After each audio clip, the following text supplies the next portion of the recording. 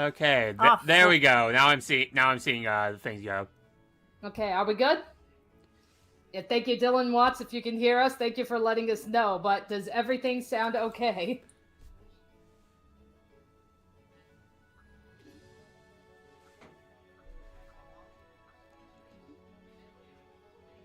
Okay. You know what? I've had enough of can this. hear it. Streamlabs, get transtimed. Okay, we've got sound through the stream again. We're good? We're good. Okay. Okay, so, yes. Alright, so sorry about that. Okay, so, no biggie.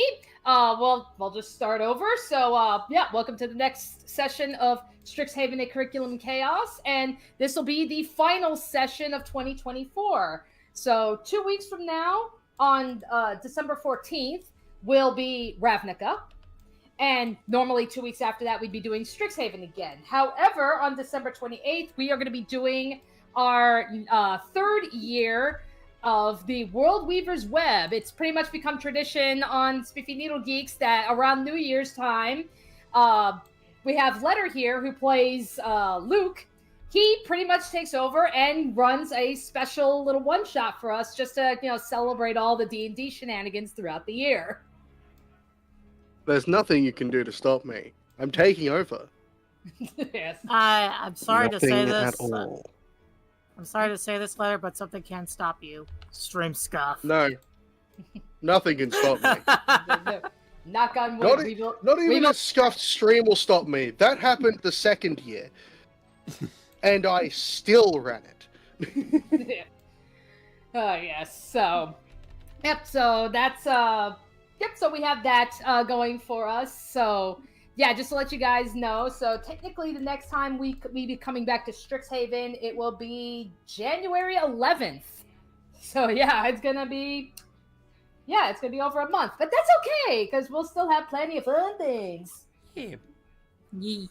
Wonderful.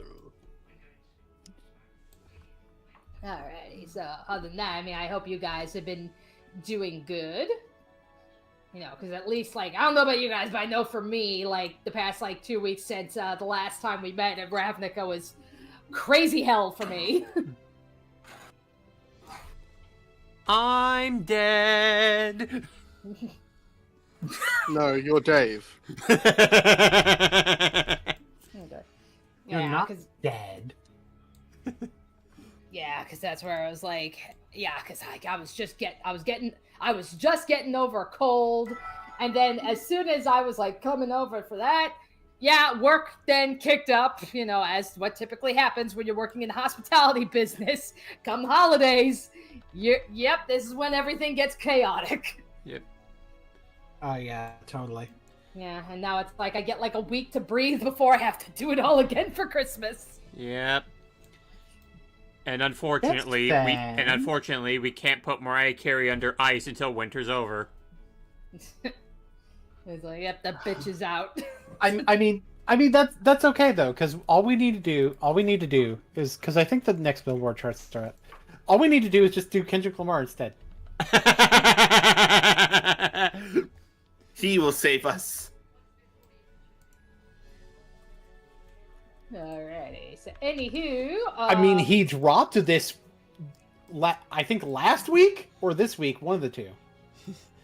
And denied her a spot in the top 20 or something. And top 10 crash outs in rap history. Number 3 may surprise you. Number 1 is Drake. What are you talking about? That's why I said number 3 may surprise you. Okay, anywho, so since we are all here, are we all ready to do the session?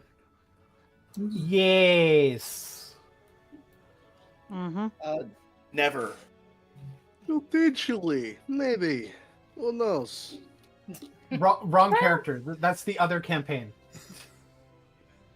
Oh, sorry. Oh man, I was ready for that one. Wrong person. Sorry. Wait a second. It's we need I the don't small. know how you know him. Zeta, what are you doing here? That wasn't Zeta. That was Pacifico. Okay. Yeah, You need to. I've noticed your tone with Pacifico is a little bit deeper compared to when you're doing Zyda. Deeper? A How little. is Pacifico deeper? You really need to have your ears checked. Still. I pause I'll for shut up joke. now. Pacifico is deeper because he can swim.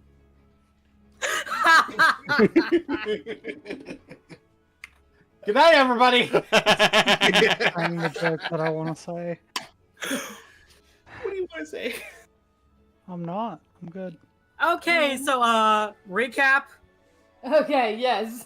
Oh, right, All I forgot to write a quickie this time. Nope, that's okay. I got you covered. Alrighty. So on the latest edition of the Campus Quickies, the war is over. We have received reports that our beloved first-year students have been successful in their endeavors. Deep in the heart of the Sedgemoor swamps, they found the source of the year-long monster attacks. The underground springs that help keep the ecosystem in balance had been corrupted. A joint effort between Witherbloom and Quandrix mages yielded a new creation, a tonic that can purify the infection, and the results have already been positive. The students are alive and well, though our favorite group of first years have remained behind. We suspect it is to ensure that all the threats have been neutralized. Alrighty. Okay, so if you have not already, go on ahead and drop your tokens in roll 20. I'm I need logging to- in again. I need to remember what my is it. I assume this is like if the next day or something. No, we are picking up from where we left off. Okay.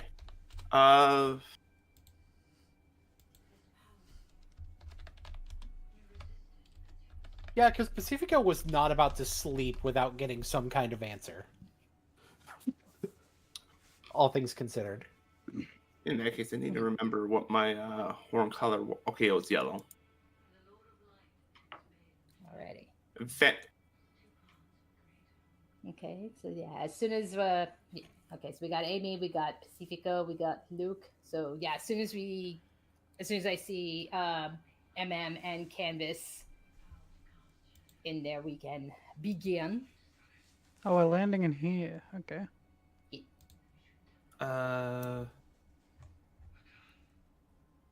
Because when is this? When was this? Oh, there you are, MM. Yeah. Because I gotta ask when this is, because as people were storming off, Canvas left. Oh, I did not see that. Yeah, she threw a tantrum. She threw a tantrum, laughed. Someone followed. I don't remember who. I think it was MM. Yeah, because Canvas needed to blow off some steam and was not going to unleash that on her classmates. All I right, think we can rule this as it happened, and then this is like as soon as like they get back. yeah, we can do it. Yeah, we can do it that way, or we can have you two pop in later. I mean, I ultimately, think it might make more sense if we pop in later. Okay. So Alrighty then. Okay, so alrighty then. Okay, Dave, you can go on ahead and change the camera. Sounds good. Alrighty. So. Alrighty. Okay, so. So Dean Cayenne and Professor Verelda Lang. Yeah, once Canvas and MM have pretty much left, they decide to lead you guys back through the campus grounds because it's very obvious you guys are demanding answers. So the two women, they guide you to the Dean Convention Hall where you had previously made your proposal for the Dragon Spies. And unlocking the door and leading you all inside, Cayenne turns to everybody and says, I want you all to remain here while I inform the deans and the oracle. Professor, you remain as well. Okay, and then Cayenne will then turn to Kiha here. And you, I want to personally apologize to you. It was not right to drag an innocent into our affairs like this. And Kiha just responds, oh, it's quite all right. We were all able to walk away unharmed, and to me, that's what counts. Okay, then, I will take you to our guidance counselor, Mavinda Sharpbeak. She will make sure you return home safely. So now Kiha will turn to all of you, and she'll just say, I want to thank you all for putting up with me all this time, especially you, Amy. I'm sorry I scared you by coming into your dreams. I promise I won't do that again. It's fine. Okay, and if you see MM, tell her I'm sorry that I scared her in her dreams too. Alright.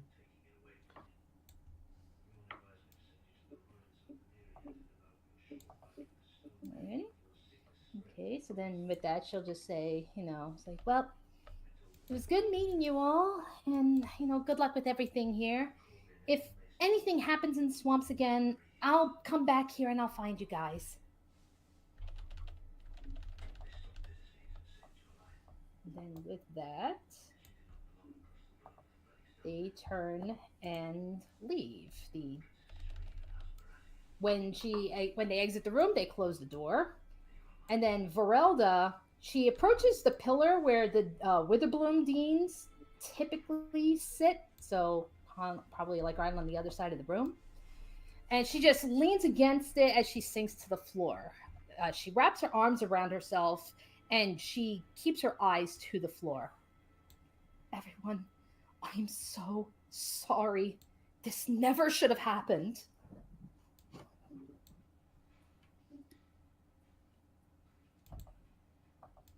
So what is it that you want to say to her?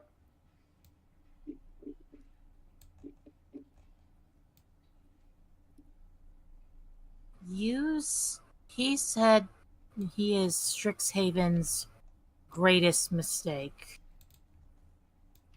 We want to know more.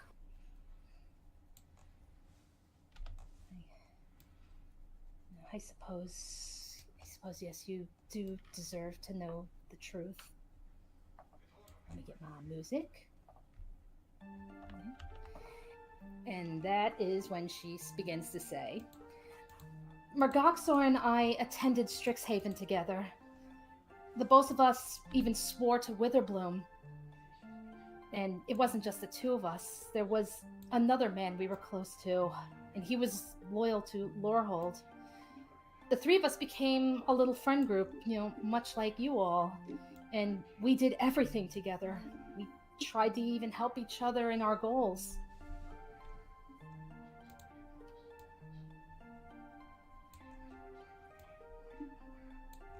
And what do you say to that?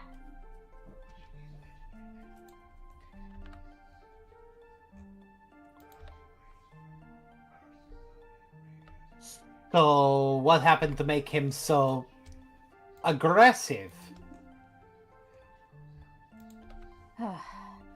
Mergoxor is what we call a snarl baby. When someone's born in close proximity to a snarl, there's a chance that they're born with exceptionally strong or unique magic. And magic flowed through him very easily. Our professors said he was like a walking snarl himself, but his body couldn't handle the constant fluxes that coursed through him. I mean, did you see his hand? Yeah, very skeletal. Pretty scary. Nothing but bones. It's all that remains of it. And I suspect much of his body is like that now. He's been rotting away for so long. That's why he came to Strixhaven. He wanted to live. So basically define the natural order of life and death. Yes. And like I said, we tried to do what we could to help him. Even though I favored to study magical creatures, if perhaps there was a way that I can find some kind of a link or means that they were able to, succeed, maybe we can find a method for him. No, but as far as I know, yeah, he has not been successful.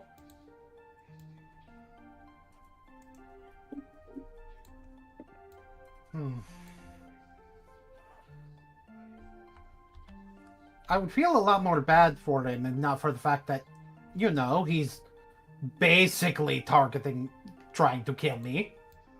I know it's not him directly, but certainly more than willing to enable it. I want you to make a perception check. Sure. And let me look at what my number is for prescription. God damn it. That's a dirty 20. Dirty 20.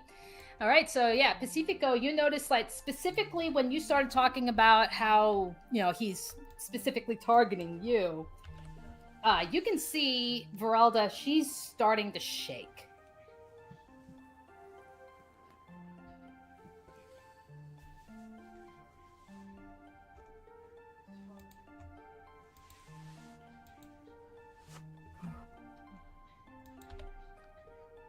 You're worried about that, aren't you?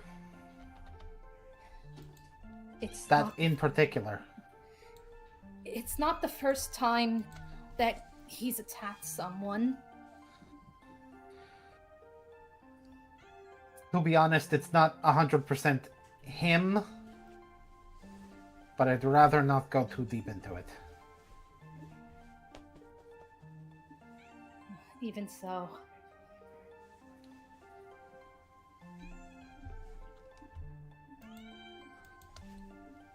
Let's just say he's targeting me because someone else wants to.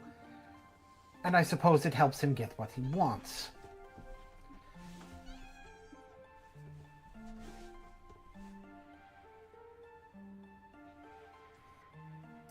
All right. Okay, yeah, Amy, Luke, do you have anything to say about that? What was his friendship with the other guy that you mentioned? Yes, Miss Freya, I believe you are familiar with him. I've told you about him before. Do you still have the statue I gave you? Yes, it's safely up in my room. Good. Yeah, our friend, he was the one who found it.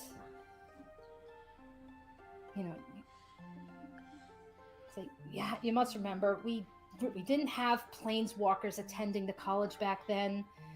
Arcavios was isolated, and it was his discovery that first pointed to the existence of other worlds.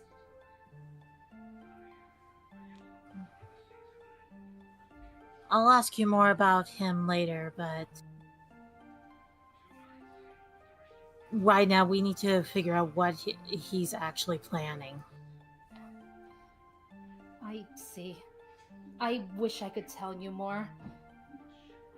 I can only hope that you're able to find more, that you can find what he couldn't. I mean, if he had more time,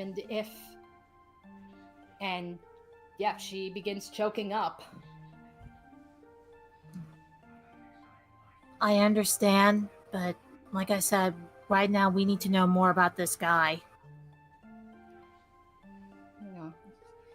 Choking back her tears, she just goes, I'm sorry. I can't. It's too awful.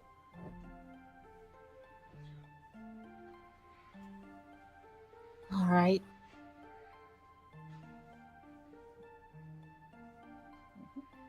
Does anybody maybe... Oh, yeah, go on ahead, Luke.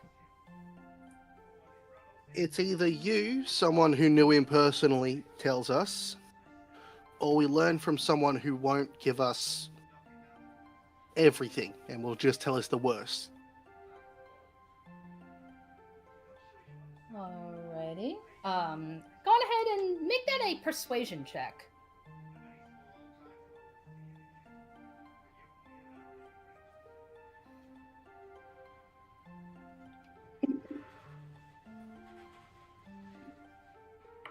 Oh, that's a 19 on the dice. Oh, nice. Total persuasion 21. 21. All right. Okay. So just hearing those words, you know, she takes a couple of deep breaths to try to calm herself.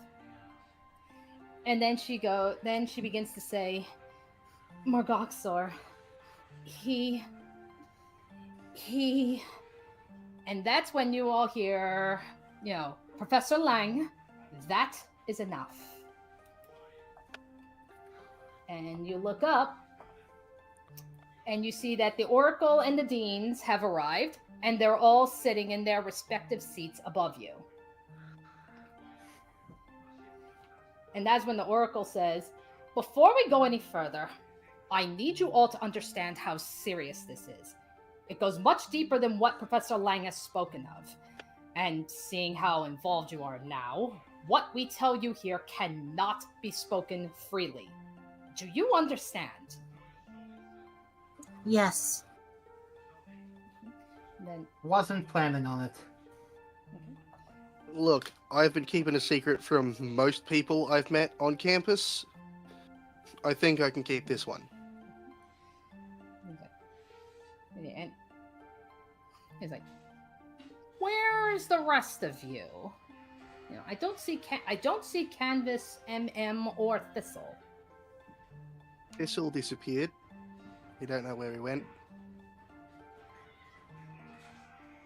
Canvas stormed off. I think she was really, really mad after the not being told who the fuck Morgaxor really was. And MM followed to make sure she didn't hurt herself, I think. I've seen that type of anger before, not necessarily from Canvas, but I've seen it. It is probably better that she went off to blow off some steam. Yeah, it sort of just it needs to be exercised, and if it isn't, it just gets worse.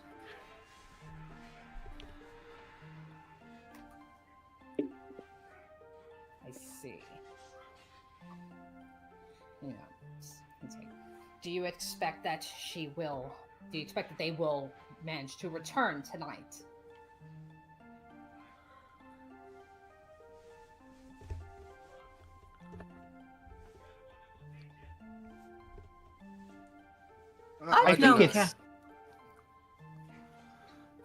I think it's likely that they'll be able to, but it's really hard to say.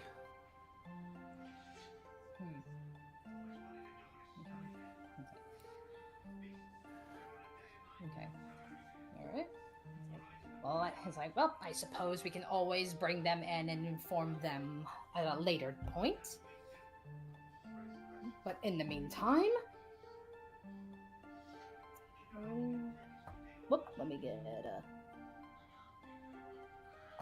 get my music. All right, let's get the music. Okay.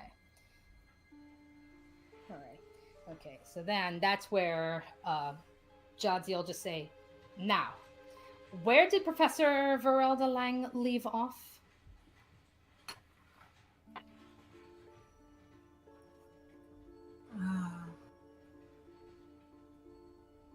Fuck. I believe it was what turned Morgaxor into who he is today.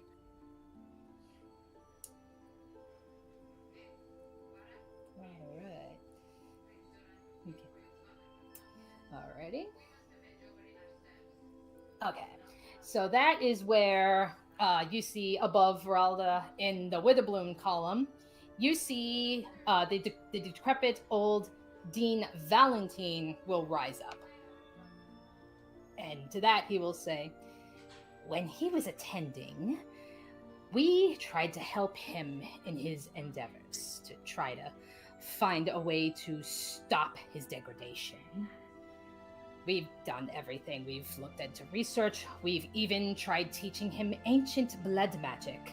But no matter what we attempted, nothing held. I suspect all the constant failures led him down this dark path.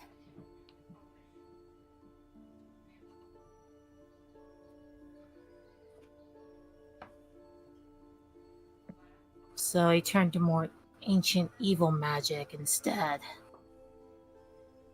Possibly.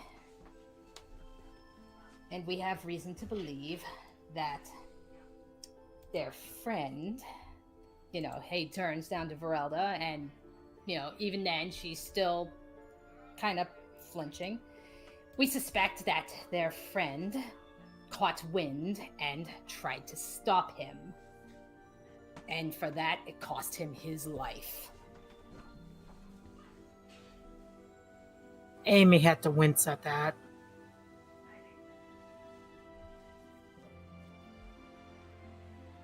So, forgive me for being rather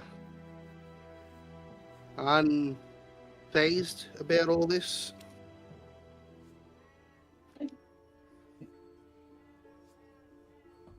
What we're looking at this point is someone whose life was rapidly ending due to something out of his control, who spiraled into darkness due to being unable to extend his own life. Precisely.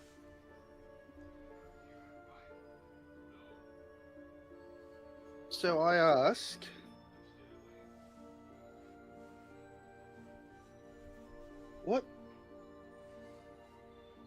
what could he be looking for by coming back? What offer didn't you make him? What didn't you do? What would make him think that there's more here that you didn't try? Hidden deep within Strixhaven, we have a vault. And in this vault, we have multiple things. Spells, relics, things that are deemed too powerful or too dangerous for public use. We do not allow students into the vaults. And I suspect that is what he's after.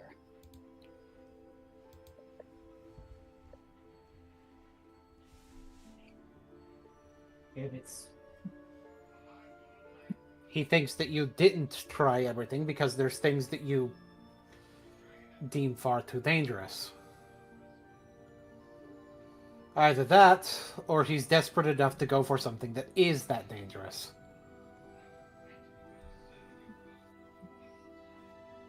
Yep. And that is when Dean Cayenne of Quandrix will speak up. And she'll say, that is what we speculate.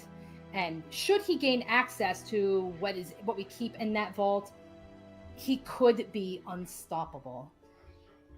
And considering that we now have planeswalkers, and especially the Omen Paths, should he gain this power and leave Arcavios, I shudder to think what could happen to the multiverse.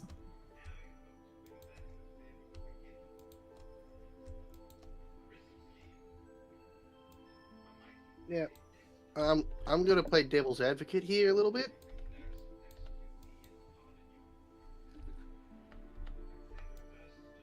Why don't you give him only what he wants? Potential options for survival. We tried. As Dean Valentine had said, we had shown him ancient blood magic. The issue isn't that you didn't... So the issue isn't that there was something that you actually did hide. The issue is that there's something he assumes that you hid.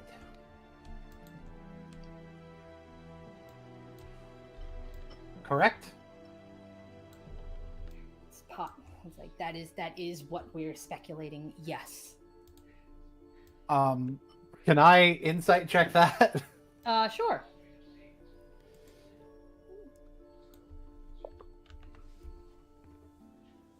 That's a dirty 20. Okay. So what Cayenne is saying about speculation and such, that much is true.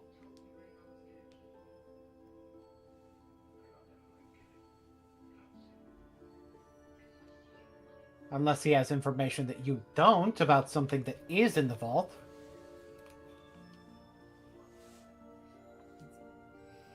He, like me, he's a fellow elf.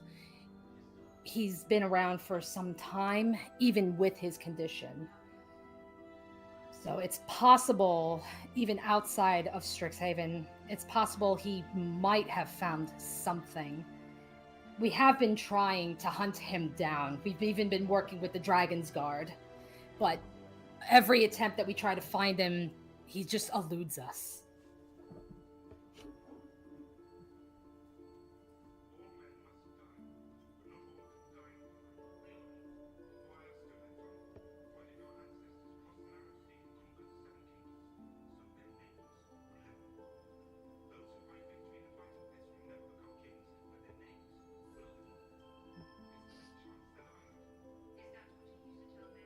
It's odd, personally.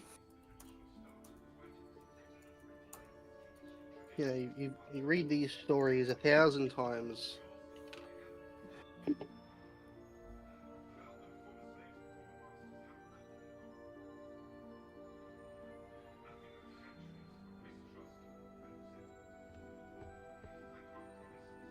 Honestly, bar the murder and violence, I think anyone can understand the position he's in.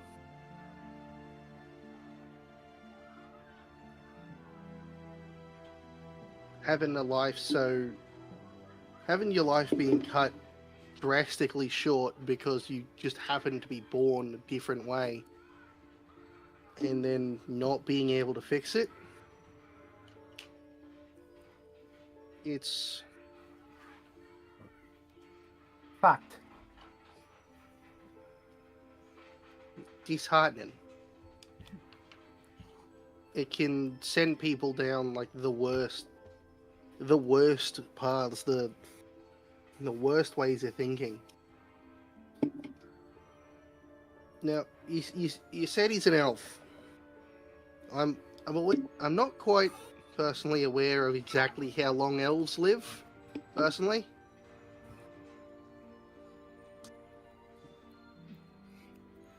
I can say that elves do live for quite a while. In Arcavios, they can live to almost 1,000 years if we keep ourselves in good health. There's a knock at the door. Oop. Knock, knock. All right, so knock, knock. And probably with a wave of her hand, with Jadzi with her hand, the door opens, and in steps Canvas and MM. We look disheveled, and Canvas looks slightly bruised. Anyway. And MM in particular looks like she's been wet. Yeah. Are you two okay? Yes. Don't worry about it. I showed up at the dorms, and they said that you all were here, so... Okay. What do we miss? Quite a lot. Fuck. Our Stock little... mix. Yeah.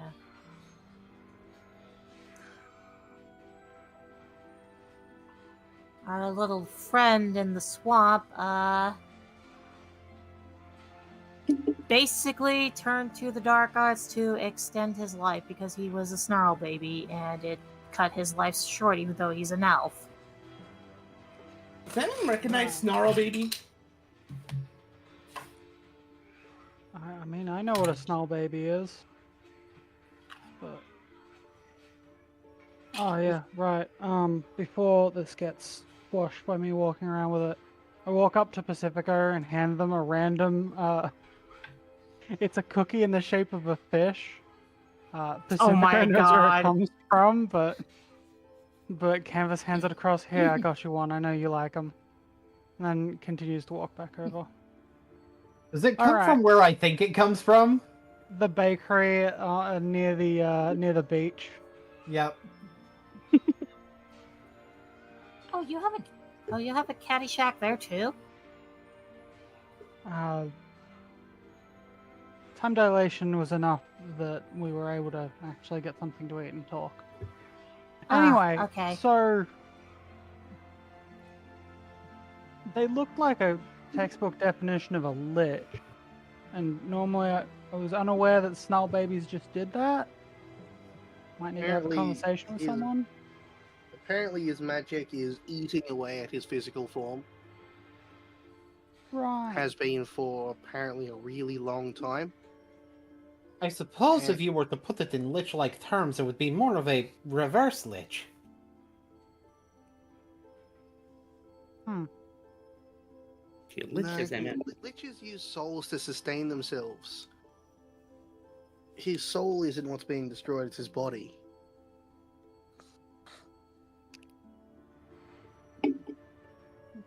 Hmm.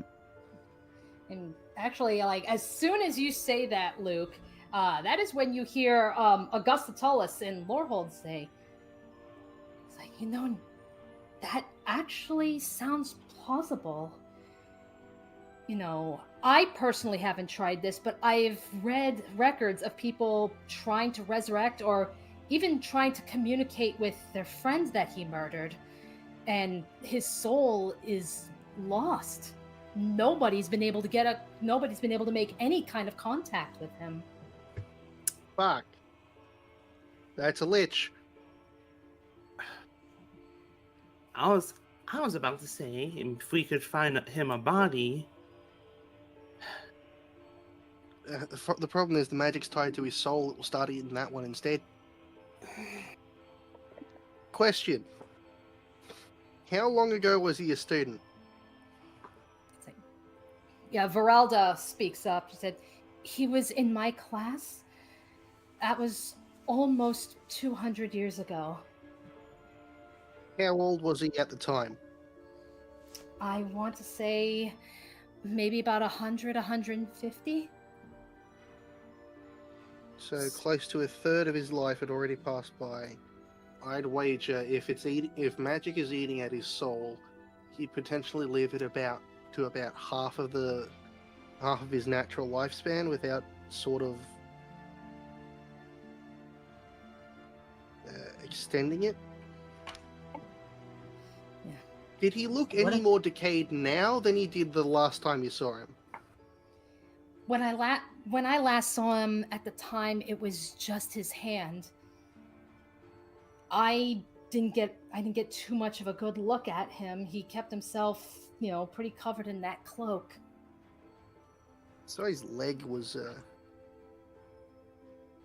had decayed down to a skeleton. His face had some blotches on it too. Oh God, I hope it's not what I'm thinking is that he needs to absorb the life of someone to stay alive. It sounds He like did he is consuming souls. He did mention wanting to observe us and finding us interesting. No, that's concerning. Oh boy! Makes sense why he would hire a thief that wants one of the people he finds interesting dead, now doesn't it? No, if he's eating souls, either he'd be terrorizing entire countries and killing off peasants by the hundreds, or he'd be killing specifically unique and powerful creatures in order to sustain himself off of less death. That is when you hear Ambrose Liu of Silverquill speak up. So you said he's partnered up with a thief. Would this be the same one that broke into Wing's manor? Yes, and the same one who tried to assassinate me on the field trip. Then it appears he's made a powerful ally. It's like we booby trap and enchant the manor, when there's no faculty there. And yet she still managed to break in and not set anything off. If he has her by his side, he's probably banking on her to get into the vault. Then we need to upgrade the security in that vault then. Well, luckily we have invested in a new security system. I hope it's I'll not have more them ready by the start of the next year. I hope it's not more factors. You were here for the picture. I know.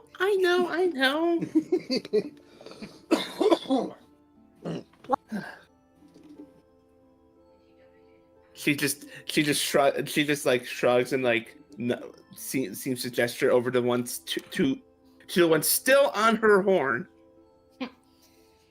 Hey, then that's where Jadzi she'll turn and she'll say, "No, Mr. Star, how quickly can you secure the entire university with those dragon spies?"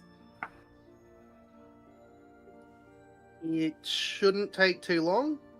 I've got a decent swarm. I can set them up in the area of your vault. Get that place just coated. But first, we need to finish the contract and officially get these doctors out of here. Mm-hmm. Because if they catch wind that a new security system is being pulled in, they're probably going to show up with some muscle to try and stop it. It's like, all right. Once we've all adjourned, I want you to stay behind, Mr. Star. Let's finalize everything. Pacifica, do you mind sticking with me? Yes, I will need to be here for it. I'm the lawyer. It's like, Look, I'm good at building things. Contracts aren't really my thing. it's like, very well. Literally Azorius, so.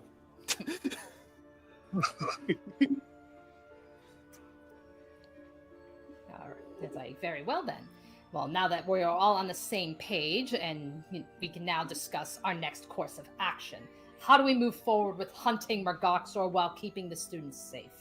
The dragon spies will be part of it, but we need to come up with some new solutions. If I may, how many of the faculty are elves? Like the staff in particular? Let me double check. I know among the deans, it's Dean Cayenne. I gotta double check as far as the other faculty. Let me do a quick sweep here.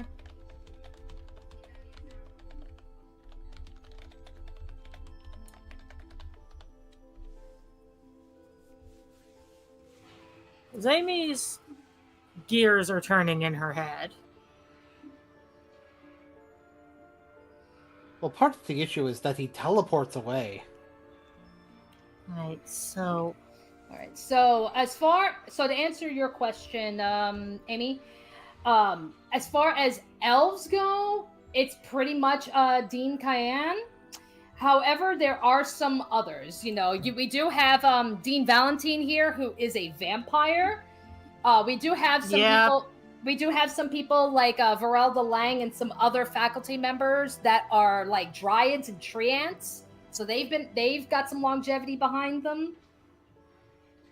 Well, otherwise, a lot of the faculty, it happens to be like, humans, owlin. Well, what Amy is about to propose is that elves don't technically need to sleep.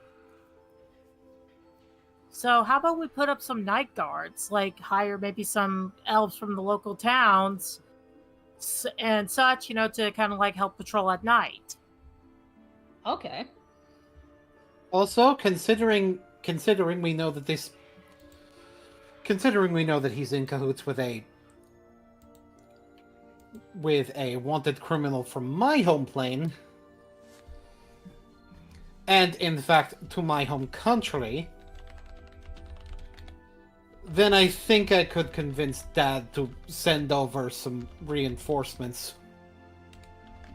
I don't know if Eldrin has some sort of anti-teleportation magic, but I could probably go back to Eldrin and ask, because given we deal with trickster Fey magic and Fey have been known to teleport. But I do suggest maybe we should get some elves, people who can't sleep, people who don't sleep at night or don't need to sleep at night, and have like maybe a nightly patrol and maybe pair them with a dragon spy. I could also put in the paperwork for an Azorius investigation unit, considering we are of the opinion that this is a multiversal threat. All right. I got an idea. So, elves don't sleep. Mhm. What are they called again? And Luke just sort of scratches the side of his face.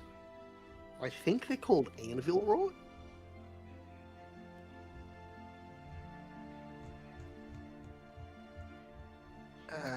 They're from I've read about them. They're from, I think it's Theros, place with the big lion people. Ooh, wait, has Pacifico been...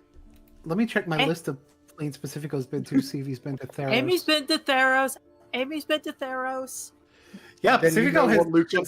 Both of you know what he's on about. Anvil rot. Actually, Pacifico has not been to Theros. Oh, never mind. Then. Actually, I've got 2 blank spots here. He could have gone to Theros at some point. Yeah, they I have know what muffled those are, there. Luke. Fuck. Yeah, I know what those are. I've heard of them. They literally can't sleep, right? In fact, part of their thing is they don't even go unconscious when they take a night. They're just like sapient machines. If we could hire some of them.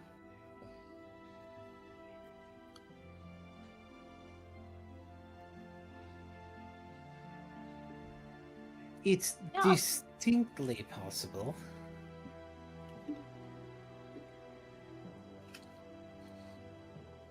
I have contacts on a lot of different planes, actually, not just... It's not just Ravnica and Sebastian. For those of I you don't who have a don't lot know, of contacts. I don't have a lot of contacts in Theros, but I have enough. For those of you who don't know, Anvil Rot are the not Eberron Warforged. They're the Warforged you're allowed to play in other realms. Oh, that's also another good idea. She turns to the Lorehold Masters like, could we maybe get some spirits also to do the night watches as well? The spirit statues. It's like I suppose we can find some guards that would be willing to take up the task.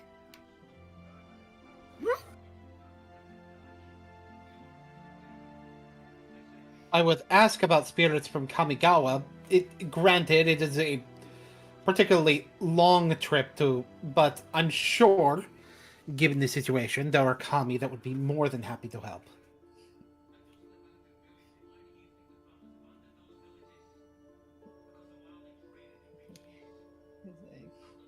Oh, and it's like, yeah, Jadzi, just like overhearing you guys just kind of talking, she just kind of just begins to chuckle to herself. And she just goes, your actions in Sedgemoor have shown that you know how to work with all kinds of talent. And we need that strength now more than ever. As I said before, we cannot have this information about Morgoxor being spoken so freely out in the open. The last thing we need is to cause a panic. So it's clear to me that we do need to expand our forces in confidence. And you all are already plotting, so are you up to that task? Are you willing to build this force for us? Mm-hmm. Given the resources, I can build anything. I know that's what you meant, but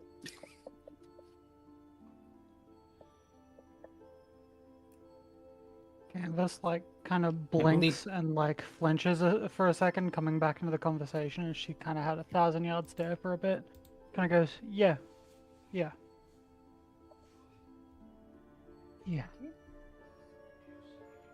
Alrighty. Then I'll figure out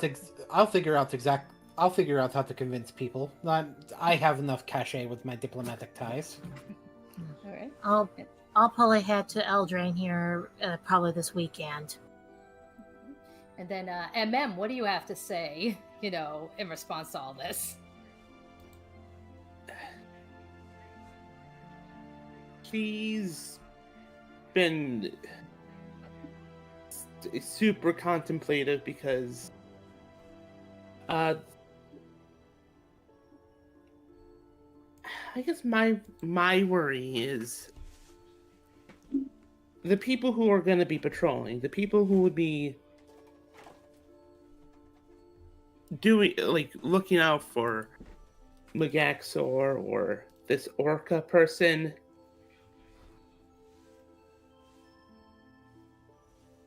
Well, if you recall, we already had someone this year who was doing a lot of patrolling, and she takes out Thistle's little rifle. And currently he's gone, and part of me is worried about that. What would happen to them?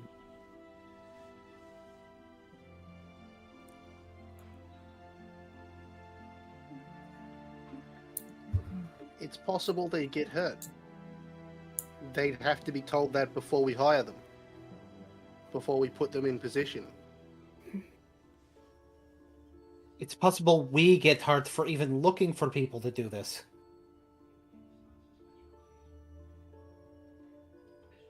It's an unfortunate side effect of war.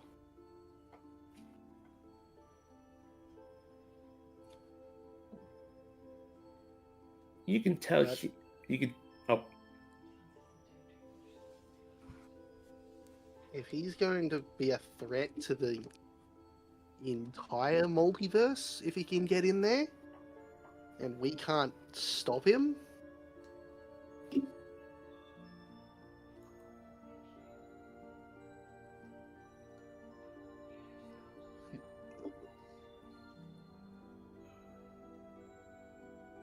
we need to be ready for any circumstances where people may be harmed.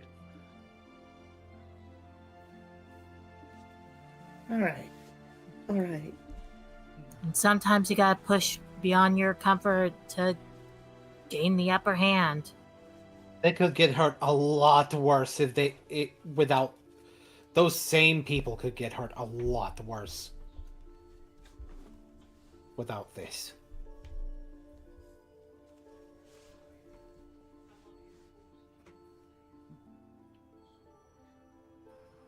And that is where Jazzy... I think for the time being, we would... Go on ahead.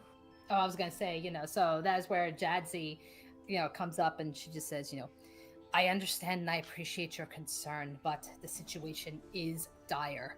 If we don't do something, if we do not act, we run the risk of him succeeding. We cannot let that happen at any cost.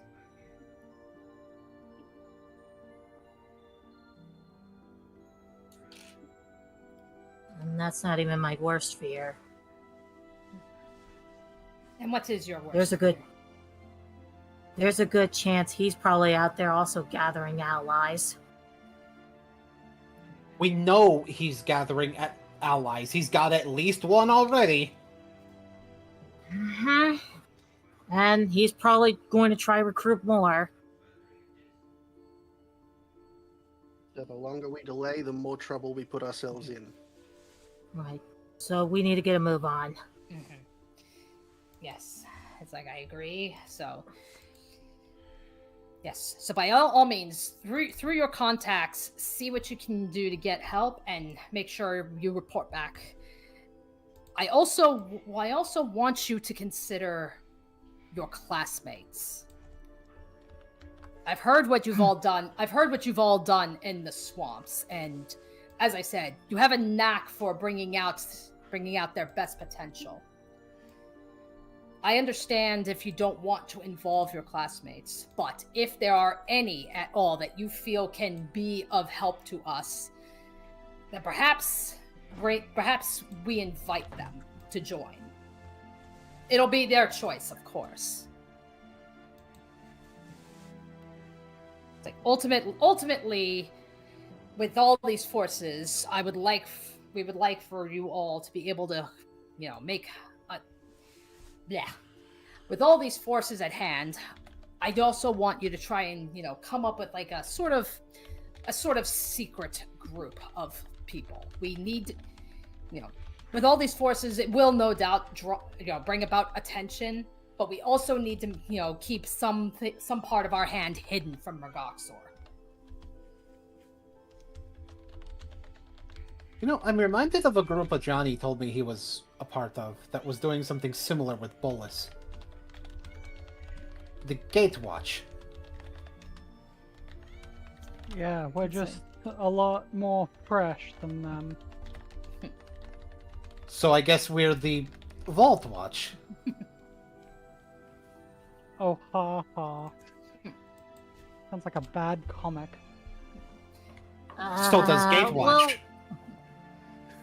We'll Gatewatch work sounds on like a that bad later. plague. Yeah, and that is where Varelda will pipe up, and she'll say, as she approaches you all, she says, if you'll allow me, I want to have the chance to make up for my failure today, and I'd like to help any way I can.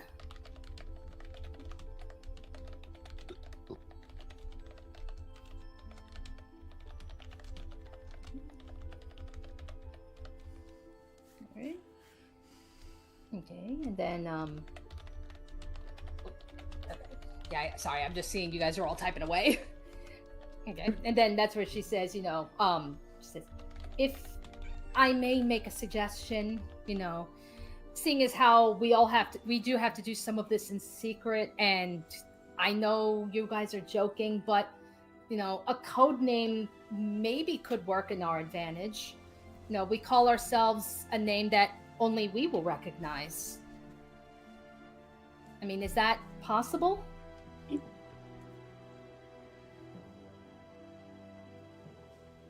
That does sound possible.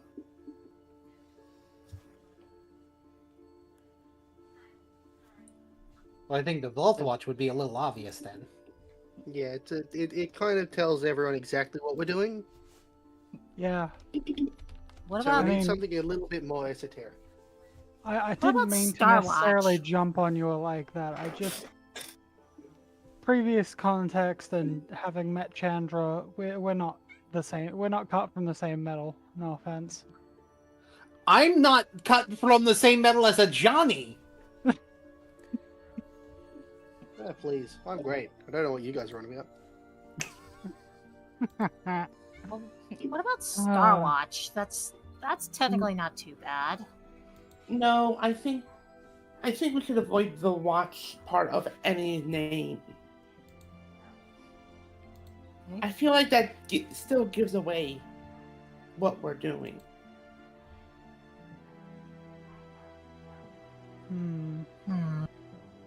Let's brainstorm. Meet back up in a day or two. Yeah, I got a lot to go, and she looks over at Verada, be like, I'll be seeing you later. You and I need to talk.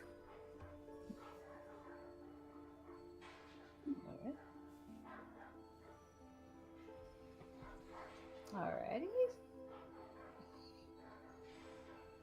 Okay, let me turn off the creepy music because we don't need the creepy music now.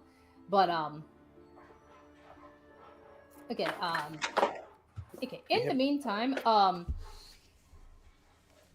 yeah. So we can fast forward and have this be like the next day with you guys coming back to talk with the deans. But in the meantime, I can give you guys like 5-10 minutes and settle on a group name.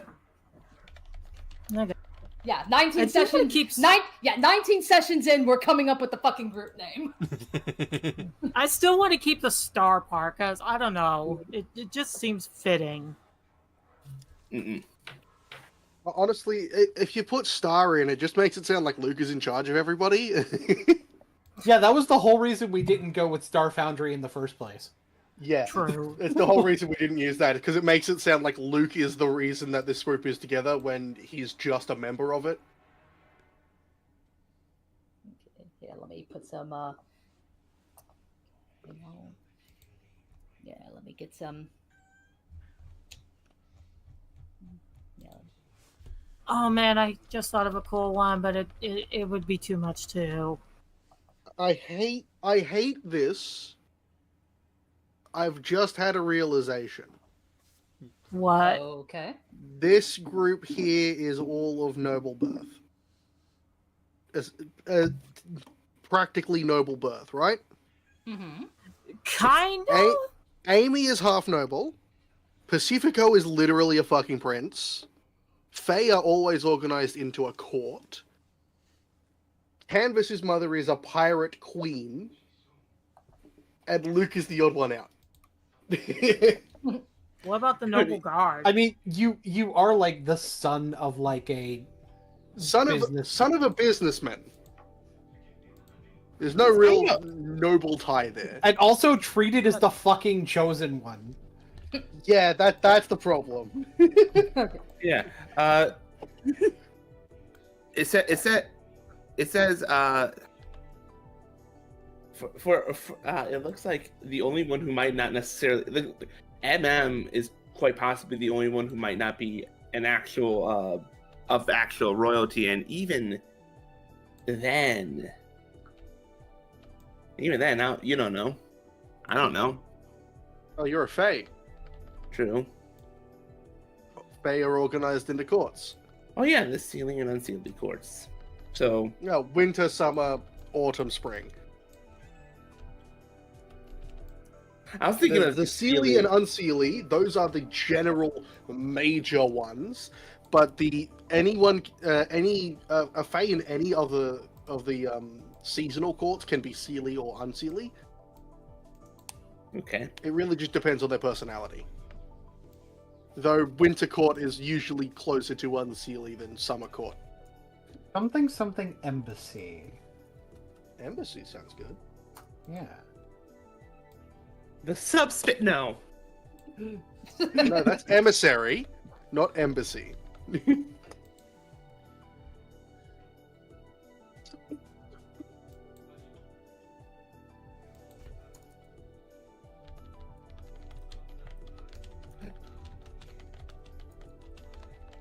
Yeah, part of the thing about doing court, and like my brain Yeah. immediately went to court, but like we've already done a court. Yeah, that's why I said I hate it.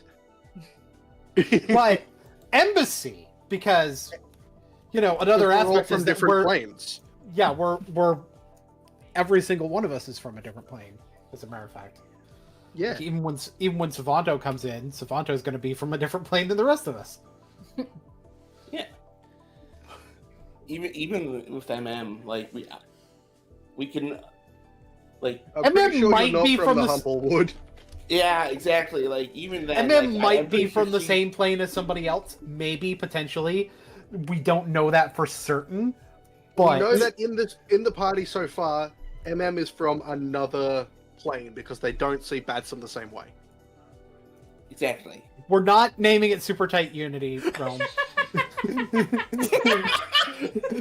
We're not. We're not naming it still.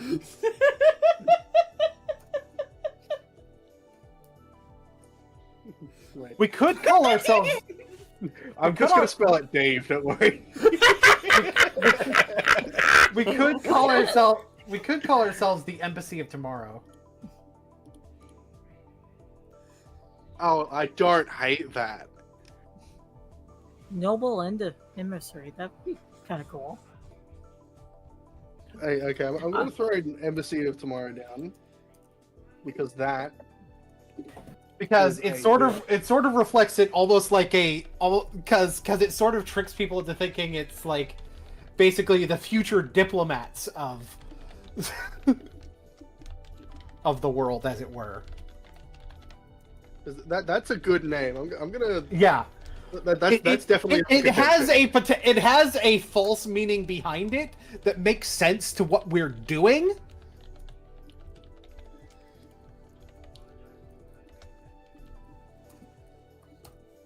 Oh, I just thought of a good one.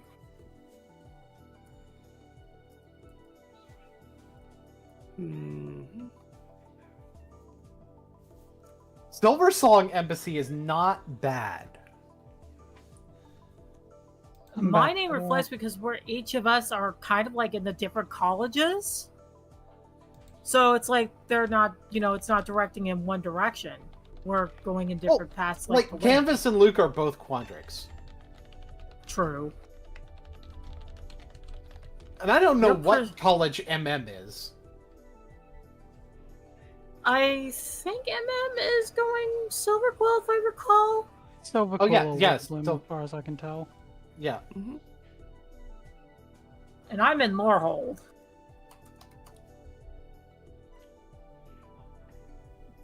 And you and Thistle were going to be in the same college. And I think the party would consider Thistle to be a member of this, even though he's missing. So I don't know, maybe. And Chrome. Oh, I like. Hold up! Hold up! That has a Magic the Gathering meeting. Hold up! Let him cook. I offer. Hit him with the Chroma Conclave. Yeah. Just to give you guys a heads up, about 5 minutes have passed. I'm going to give you about another 5 minutes to just kind of brainstorm. Ooh, So- hear me out. Hear me So out. Chroma is an ability word that counts the number of colored mana symbols on cards. And because we represent currently every fucking. Actually, hold on. There's a different keyword that does represent being multiple different keywords, that represents being all 5 colors better. You know, I need to find the name of the keyword though. So because I know. Oh, it's converge, because the converge ability word cares about the number of different colors you spend to cast a spell. Okay, let's iterate on that.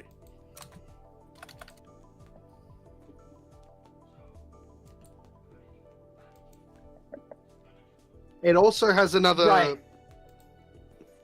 It also has another meaning because all of us came from different planes to come here. We converged. The Convergent Embassy. I love I really like Convergent Embassy. I'm already in my head designing cards that have converge. Is this the right word I'm thinking of? Conflux? Complex is an Alara thing.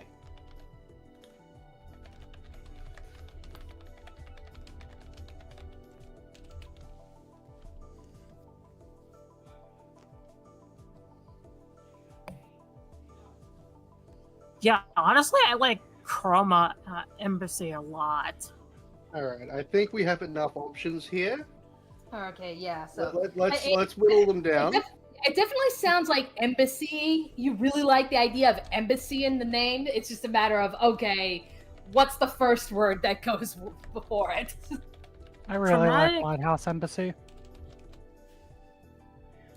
Chroma, because I came up with it.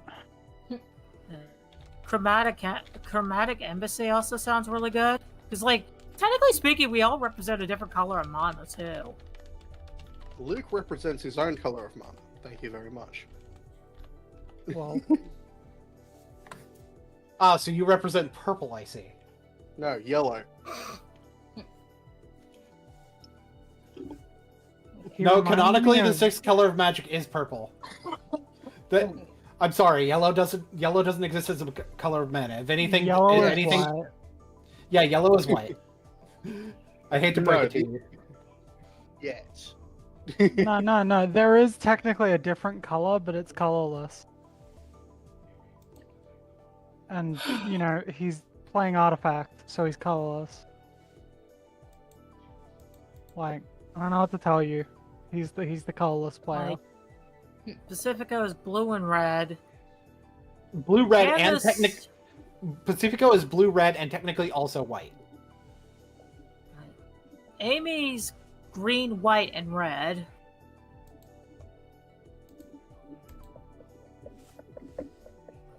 Canvas, I'm not sure.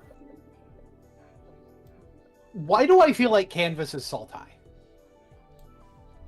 I need to remember what Sultai is. Blue, green, and black. Yeah, it is actually.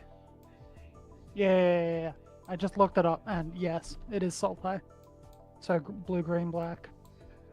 Yep. So there's the connection right there, is our monocolor alignments. And the thing is, we do for real actually that a lot of people work with. Like, we do very well represent different 3-color combinations in reality, because characters are complex like that. But Embassy of Shards. nah, Nah. nah. 2 on the nose. Can't call it Embassy of Wedges. That'd just be weird. Hey, Canvas. What? The term wedge doesn't even exist in the lore, so Yeah, we it's not a could- lore thing. That's just a. We could be the 5 fleets. Hugh references. God. no. Okay.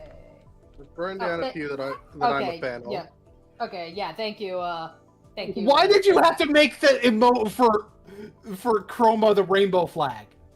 Because it's the only one I could find with the most colors. That's cheating.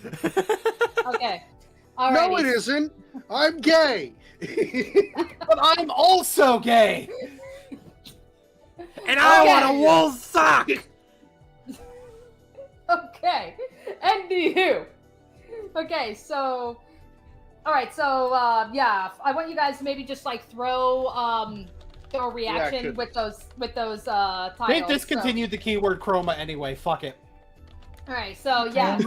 They only get one. Okay, yeah. We only get one vote. Yeah, I'd say probably only one.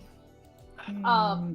Okay, yeah. So, audience, just so you know what the fuck we're talking about here, we've narrowed it down to 4 choices: the Convergent Embassy, the Lighthouse Embassy, the Embassy of Tomorrow, and the Chroma Embassy. So now it's just a matter of having you guys decide what do you want. I think Convergent Embassy is gonna win. Yeah, because as much as I can only- appreciate the gayness of the Chroma Embassy, the Convergent Embassy does a really good job of representing who we are beyond that. Yeah, it's too good at explaining the rest of it. So Yeah, because that's my vote. don't get me wrong, there's a lot of gay going on, but And I support the gay rights. Yeah, we all do. Alrighty, and okay, yep, it looks like it's almost unanimous. Yeah, so Convergent Embassy, this is what we're going with? yep. I guess. Alrighty then. I am stealing Chroma Embassy for an.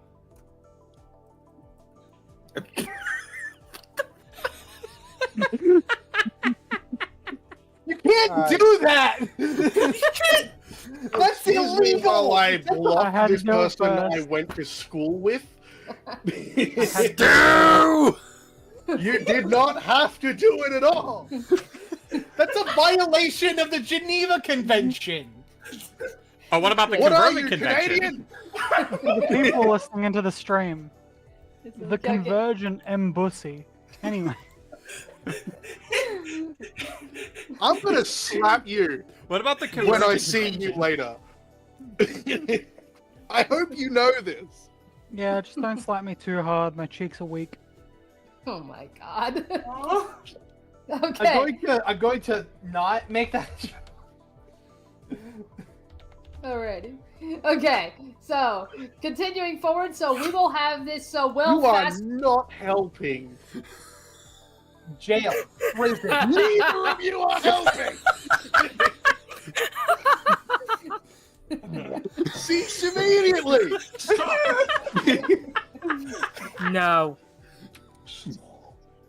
Get fucked. Is that Jen again with thinking about her actions but not the consequences of her actions? Stop! When will you learn that your consequences have actions? Oh my god. You need to listen to Sammy Classic Sonic Fan on this one, fam. Stop! Okay. Okay. Anyway. Okay, yeah, so audience, just so you know, they're just making just strings of Mbusi jokes. So Technically speaking, this is Canvas's fault. It is, though. That's correct. That is objectively correct. yeah, I so hate every single one of you. yeah, it's like yeah, I was thinking it was funny. I did not contribute to it at all. it's like Canvas says the convergent Mbusi. Amy says I'm gonna slam that Mbusi. Savanto or Dave, however you want to call him, just goes Geneva Mbusi. I said embassy, not embassy. Don't put words in my mouth. and then Canvas goes pop the Mbusi like it's hot. So it's like that's where it's like I hate everything. This is illegal. This is illegal in 47 countries. What about the other 3? I said countries! I said countries, not states! All of you are peasants. Anyway. You're a noodle boy. You're a noodle boy. You're a noodle girl. You're a noodle girl. You're all noodles. And then Eliza picks up Mbusi. Anywho. Stop this. No seats. I will throw you into an eternal pit of fire, seal it over top of you, and wait for you to crawl out just so I can throw you in another one. Donnie Hart in the chat is even like Sweet Baker in the Sky. Why? I am starting to get actually bothered by it. Okay. All right.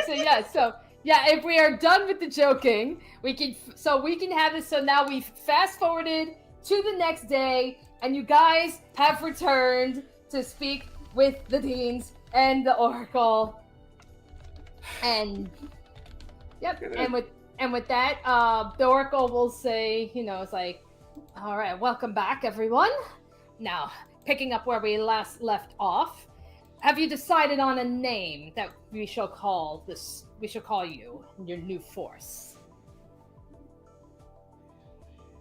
We did. We have. And what's name are you gonna go by? The Convergent Embassy.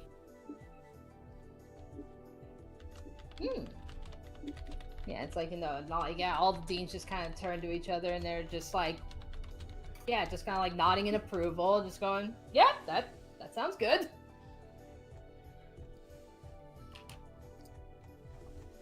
Alrighty. So with that, the oracle will stand. She says, very well. In that case, the Convergent Embassy, here's the mission I give you. Build our force. Anyone that you should bring in, it should be a unanimous decision amongst you, though it will ultimately be their decision to join or not. Professor Lang, I want you to keep us all updated on progress and any issues that you may come across. And in return, we will assist you in every way possible. Seeing as how most of you will be in your selected colleges next year, deans, I want you to be more strict with them than you are now. Make sure your lessons strengthen them and push them to their limits. I want us all ready when Murgaxor inevitably returns to Strixhaven. And one by one, the deans will stand up and they will vow to help you in this endeavor.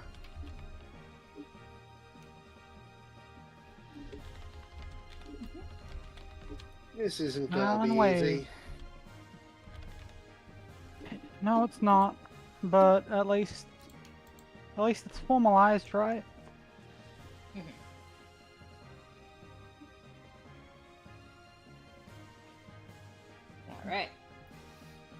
All right. So with that, she says, all right, So, since we're all in agreement now, once the summer months have ended, I want you all to return to Strixhaven.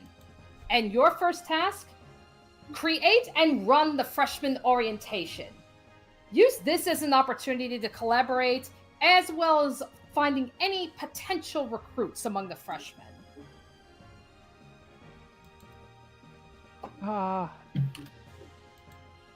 Alright, I'm gonna start this question now before I start anything else.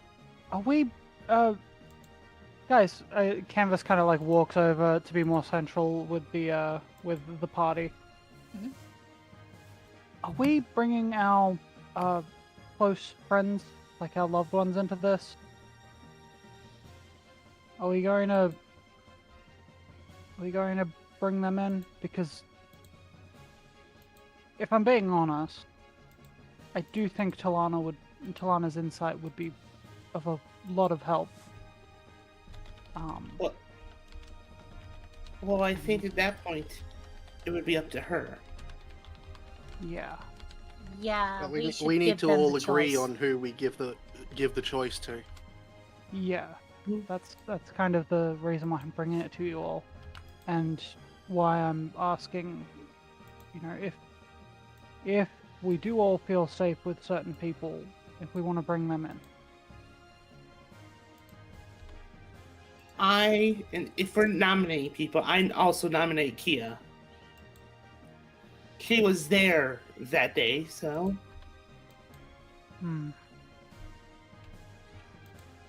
That's fair.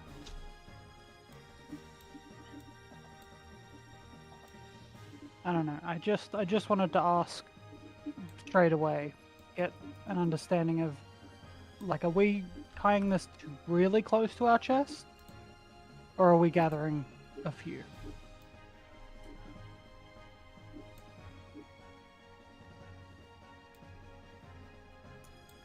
I would personally want to nominate Caddy and Grayson, mostly because I don't think Caddy would necessarily avoid telling Grayson, and because Grayson is really helpful when it comes to investigatory things. From what little I was able to gather from the trip to the swamp, he was very helpful there. He also knows very well how to act clandestinely. Anyone else have any ideas? I will probably ask Rabina because she knows things and she knows people. Yeah, no offense to your impressionable young man, but you might want to leave him a little bit out of the loop on this. I feel like it might scare him.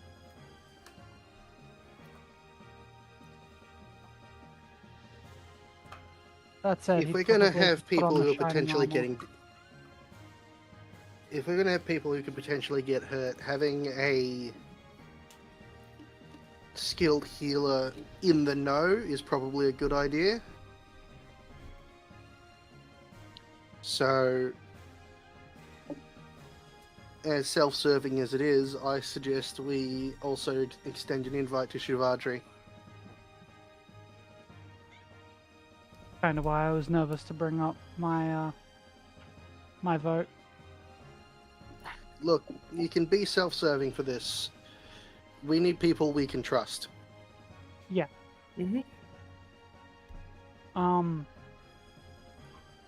Alright, so are we all settled on that? Has everyone said the people they want in? I don't have any objections to anyone suggested. Neither do I. Of course, if we think of any more, we just simply bring them up to everyone else. They're going to need a base of operations, somewhere people can get to and from easily. Somewhere relatively safe. But it's also probably got to be somewhere here rather than Yeah, where I we've can't been keep going. bringing people to my place. Not just because of the safety of your place, but because most of them would be stranded on this plane. Or that plane. Yeah, because What about we need people who can move them. those shacks we saw out in the swamps? I mean, they're abandoned and nobody hardly goes there. That's not a bad idea. Swamp base.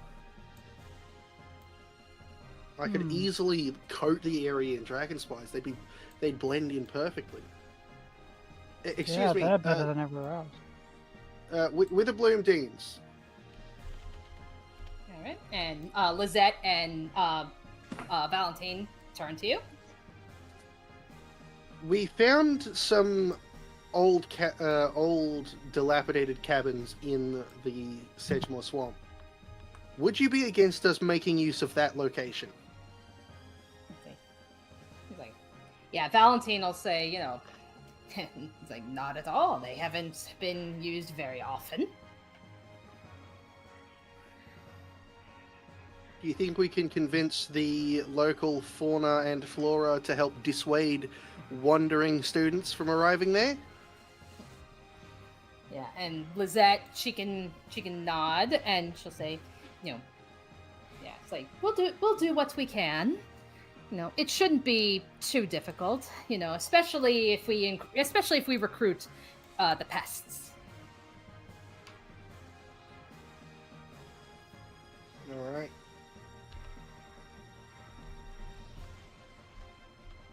I can talk to those of the. I can talk to some of those of the non-pest persuasion. I'm gonna make us all something this weekend that we can use to identify ourselves to the flora and fauna, so they can see it and will let us through. And I'm gonna make some more for our suggested allies.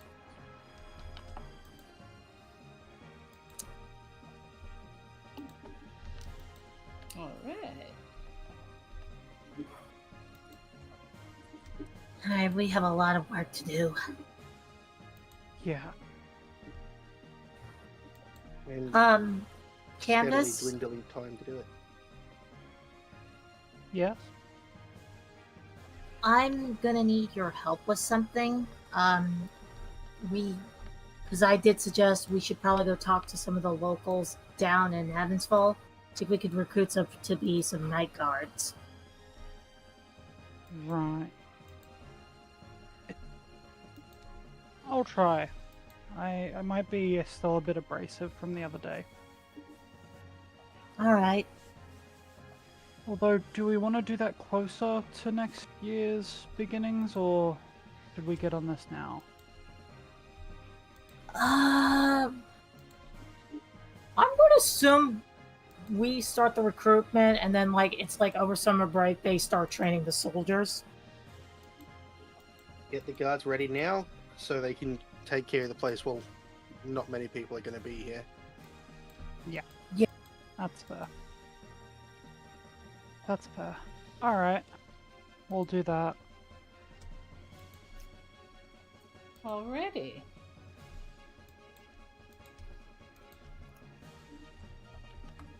Alrighty, so... Alright, so it sounds like you guys are doing pretty good on that front. Before we move on... There we go. So I've just set up something on the Discord for our year ones.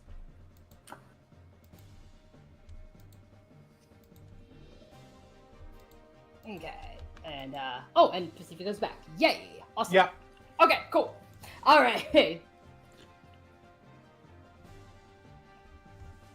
Alrighty. So with that said, yep. So now that we're all good. Okay. So now we can start fast forwarding again. Where is music bot? Okay. Now we are going to. Okay, bring up my queue. Okay. Okay, so we're actually gonna fast forward now. I want you guys to give yourselves about 4 weeks worth of pay. Oh boy. Yeah, we're wrapping shit up now. 4 weeks worth of pay? Yeah. All right. Yeah. So. All right. So we will have this. So. During this month's time, you've all been, you're all working. You've all been starting to do Convergent Embassy stuff in secret. In the meantime, Canvas, Amy, Pacifico, and Luke. The school year may have been berserk, but you've survived. And you're all taking your final classes, and it's now time to participate in the final event of the year, the Summer School Fair. But before the festivities can begin, the time has finally come for you to formally select which of the 5 colleges to enroll in. Tables are set up in the Biblioplex, and you can see your classmates approaching the tables one by one. You see Rampart, Greta, and Rosie at the Lorehold table, Quintilius and Xanther at Prismari, Cadoris, Lorene, and Tilana at Quandrix, Grayson, Rubina, and Shuvaudry at Silverquill, and Aurora and Melwathorn at Witherbloom.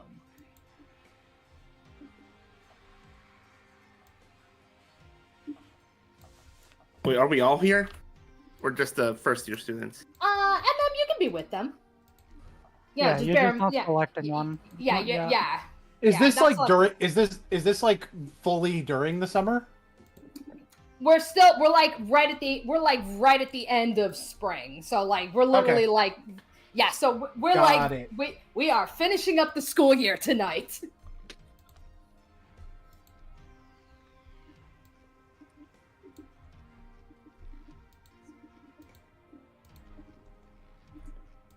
Only reason I ask is because I feel like Pacifico's year 2 token, he would have it when showing up during the summer.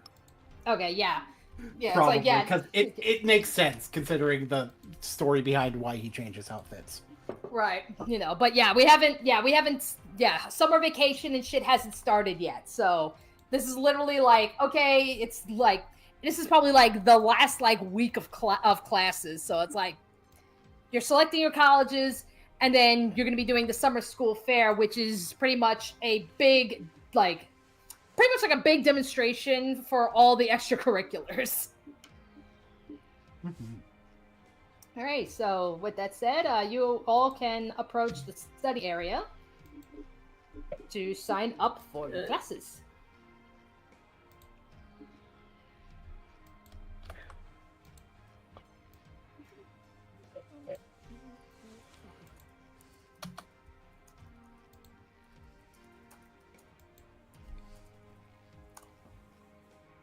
It is to the surprise of basically no one. I imagine that when Pacifico's walking up, he does look over towards Silverquill, and then is just like, nah, I know what I need, and he goes to Prismari. Alrighty. Amy's at lower hold. Okay. Alrighty, and then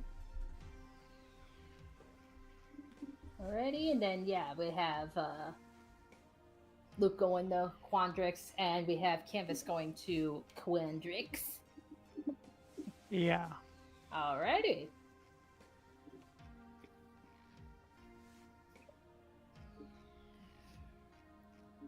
Alrighty. Okay. And then, MM, what will you be doing while they're all signing up? I think he's gonna be just kind of observing all the different groups, because like, we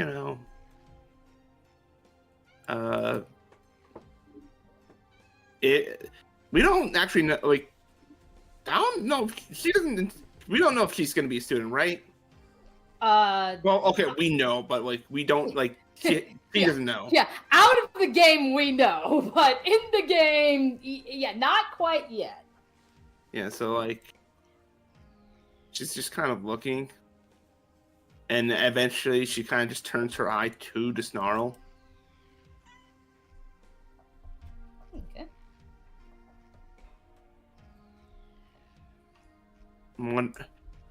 Says after hearing the snarl baby comment from the other day, she was wondering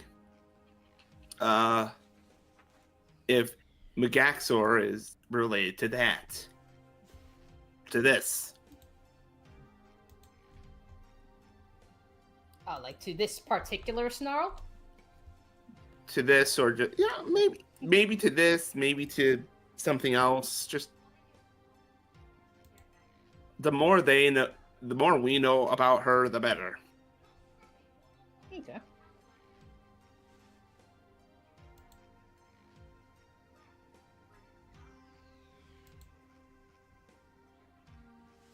Alrighty.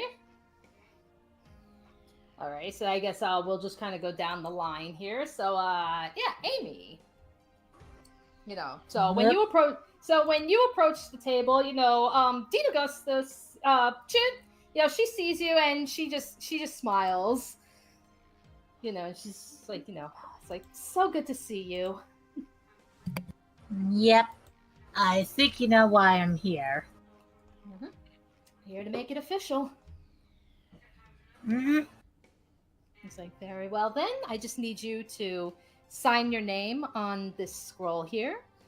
And as where you also see, of the people that are going to be joining Lorehold, you recognize and you see Greta Rosie and Rampart. Yep. And Big Face. Oh yeah. Well, Big Face just comes naturally with Rosie.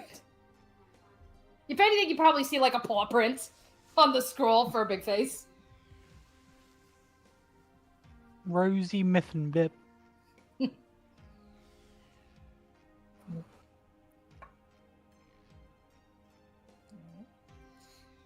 Alrighty, and then so yeah, as you sign your name, you know, Tullus, you know, she just says, you know, he's like, I look forward to seeing what you're gonna, what you can bring us next year. A little holy magic and a little healing magic, because I know Laurel is kind of rough territory. Mm-hmm. Yes. All right. Okay, so now moving on into the Prismari table. It's like, yeah, Xanther, when he sees Pacifico approaching, you know, yeah, he'll just go, like, holy shit, you're actually coming here? Pacifico is a little nervous, although notably not as afraid as he used to be around Xanther. So there's some progress being made on the pyrophobia. It's like, yeah, I'm probably about as surprised as you are. If you told me this is where I was going to go when I joined, I wouldn't have believed a fucking word of it.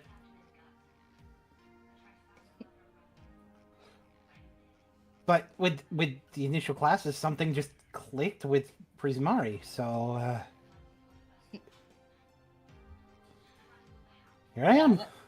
Yeah, that's where, yeah, Quinn will just, you know, it's like, yeah, it's funny how things turn out, isn't it? Yeah, it is. Alright. Yep, and then with that, yep, so when you approach the deans, you approach, that would be Dean Nasari there, you know, and yep, he will gesture to the paper, and he'll just say, all you gotta do is sign your name. Pacifico will sign his name. Alright, and he's like, yeah, alright, congrats, you're in! Yeah, I think if you asked anybody which college I was going to join when I got here, most people would presume Silverquill, but shrug emoji. Nice.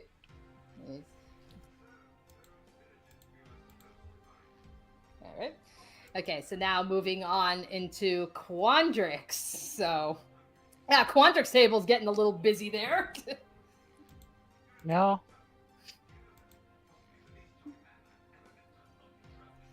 Alrighty. So then, so yeah, like Tilana, you know, she'll turn to you, Canvas, and she'll just be like, "You're all right. All right. Are you ready to sign your name? This Yeah. is a big this is a big decision." Yeah. Canvas kind of like sighs a little bit, looking over at Prismari. No. I strive for a different perfection. This is fine. Sometimes you wish you could have both, you know? Right. You know, and you know, and it's like, you know, just because we may be signing up with Quandrix, that doesn't necessarily mean we're barred out of other classes. For we get the best names though. Just a wry smile as she leans in and signs. All right. Yep. And then Tilana will immediately put her name right after yours. Okay. And then, yeah. So then, Luke. All right. So Yeah, there was never any doubt at which one I was going to pick, was there? yeah, like Dean Cayenne is just like, yes, I expect nothing less from our little freshman genius. Luke, he signs Luke, and then under it, more surreptitiously, his real name. He signs as Lucky Star, but surreptitiously under it, because he kind of has to, his actual name. And then folds up the paper so he's like, show the Crow Ash Blue Twig is covered up, and then hands it off. Yep. Like, yeah, Cayenne, she just kind of nods, like, understanding. Just goes, like, all right, thank you, Mr. Star.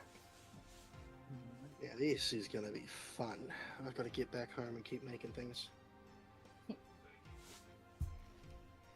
All right, and then, yep, and then Silverquill and Witherbloom, of course, they will be busy signing up their own people.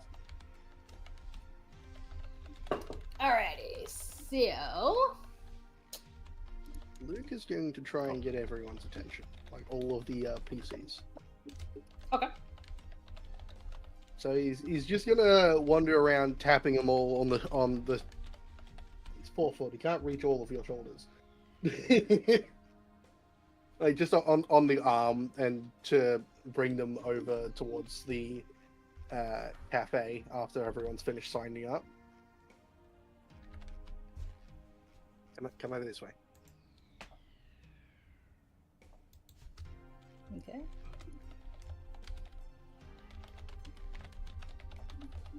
Alright, so.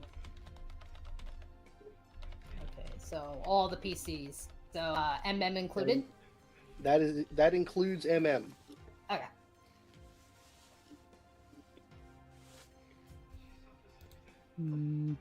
Is TP here, or did TP go on BRB? Sorry, I just someone wanted to talk to me real quick. Oh, okay. So Yep, just bring MM down towards like the cafe area where. I apologize for that. No problem. I just didn't want to move your token if you weren't present, you know. I mean, it's okay. It's okay. I just need to. I apologize. I didn't mean to miss anything. I didn't mean to announce that I was missing something. Okay, no problem. Anywho, so Luke, as you were saying. Luke, he mentioned that he was going to make something for the group to be identified via, and he's finished. It's been 4 weeks. He's had them done for like 3 of them, and he just kept forgetting to give them to everybody. He produces a series of rings.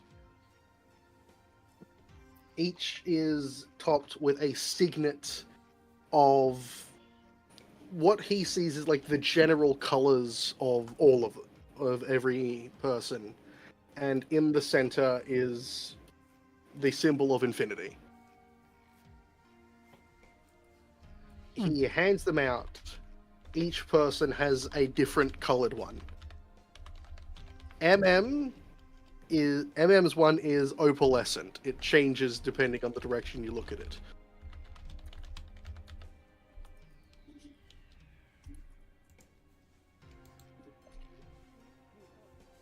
These, they're mildly enchanted. There's really just an identifier in the magic. Keep these on, and once I can get a translator and talk with the creatures in the swamp, I'll teach them to recognize this.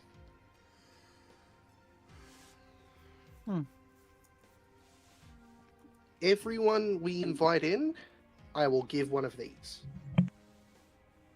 So that way, at a glance, you can tell who's accepted our offer and who hasn't. Right.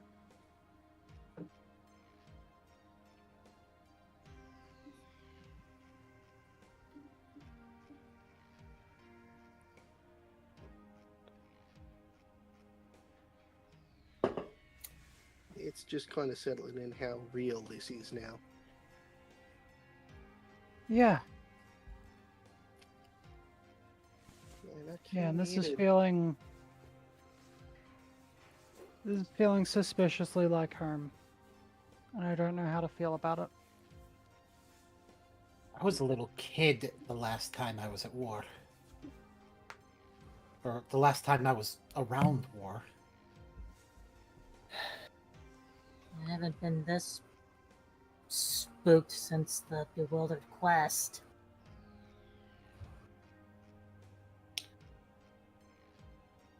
It feels like I've been finding something all my life. Guess shouldn't be anything new.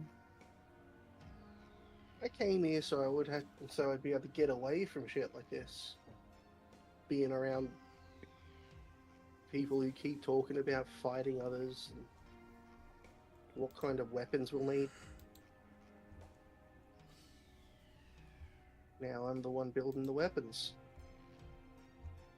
I'm the one organizing people. The good news is it's not just you. Yeah.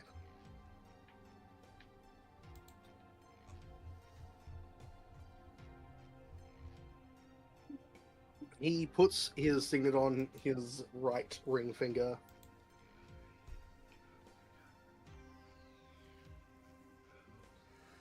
Pacifico puts his on the same ring finger as his Whitewater signet ring. Canvas kind of holds hers in her hand, rolls it, point her fingers for a second, and goes, "No, I want it to be untouched." And she puts it on her still fleshy hand. Amy will put hers on her chain that also holds her locket. A place that is very significantly special to her.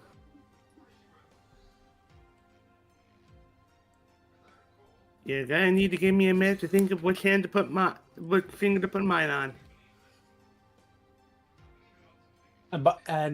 By the way, Pacifico's signet rings are on his left hand, because what I imagine is the right would be reserved for a wedding ring in his culture. That sounds about right. Yeah.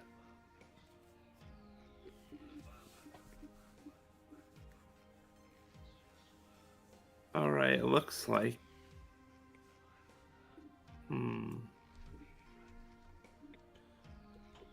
Hold on.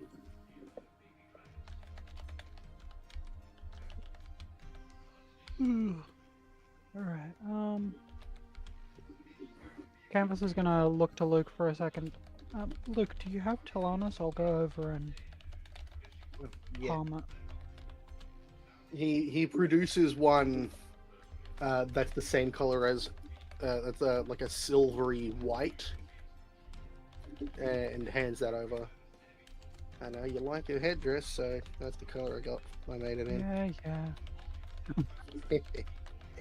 Canvas just kind of mutters under her breath for a bit and then makes her way back over to Talana. Do you have ones for Grayson and Kathy? I figured, I mean, I'm right next door to them. I can just talk to them about it when they get back to their room. Yeah, Luke. He then pulls out two more. Which one was Caddy again? My brain, it is breaking. The weird food guy. The weird food guy. Yeah, What? the pickle guy. I just love that. Oh. That's what Kadoris has been reduced to. The pickle guy. The thing Okay, with so- Kadoris is the fact that we've got Kadoris and we're also bringing Talana into the fold. The the Quandrix outnumber the Quandrix rest strong. of the. It's very Quandrix. Luke, do you Math. have one for? Luke, do you have one for Rubina? Of course. He hands over the rings for the other members. Rubina's is kind of strange. Depending on how you look at it, it seems to change. It almost, like, you look at it from one side, it looks like black ink. If you look at it from the other, it looks like it's etched on paper. For Caddy, it sort of leans into his elven heritage. It looks almost like it's been made, like the colored area of the signet looks like it's been made out of a leaf or a vine. It looks more textured than everyone else's. Grayson's is Oh no! What did Luke You- do to Grayson? I fucking knew it was gonna be some kind of. some kind of what? What do you think I'm doing? You're gonna do some kind of meme. No. It is a similar color to the medals that he wears, strung with the same blue for the symbol in the middle of the signet. It's designed to look like they would wear it already.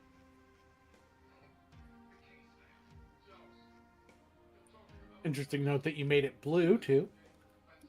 Well, if you look at him, he's got blue ribbons on his medals.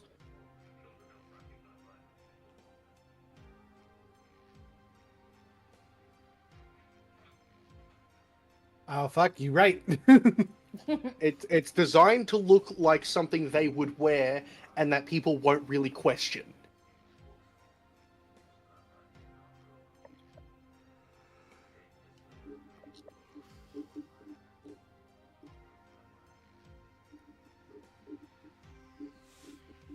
And even then, based on our name, we have a legitimate cover story for what this is. Yep.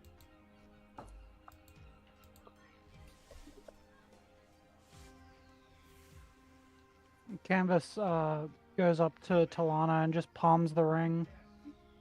Yeah.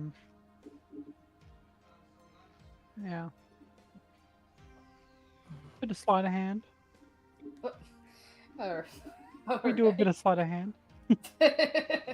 It's easy to do sleight of hand when you can hug someone about it. Aw.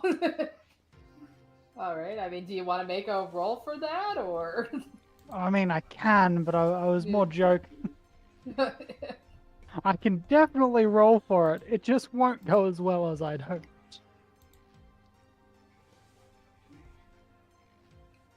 Never mind, the hug helped. 19. All right then. All right. Yep. So yeah, you got the two of you. You two just go into an embrace. For Tilana, it's just more so just happiness that after everything that's happened in the year, There's a little bit of normalcy to actually, yeah, signing it's like into a class. exactly, and the fact that she's signing up with you, that especially has helped. Yeah. Oh, are we presumed to have already talked to them about joining this, or? You can. Well, I know Canvas went to talk to Tilana about it now. It's ultimately your choice when you want to do the presentation. Canvas is just asking now. Yeah. I think Amy will probably wait till they're back. Yeah, I think Pacifica would get both of them and in their room. Okay. Just do it then. Yeah, Amy will probably present the idea to Rabita during their little Sylvan studies. All right. Okay. All right. But in the meantime, Tilana and Canvas, the both of you, you're hugging, smiling, probably even giggling a little bit. And then, it's you come out of the embrace, you're probably still holding hands. And that is when Tilana will look down and she sees the ring and she just goes, she just looks, she's like, did you do that? Maybe. It's got a more serious private meaning, but for now it means I trust you. We'll talk more back at the dorm. Oh, okay.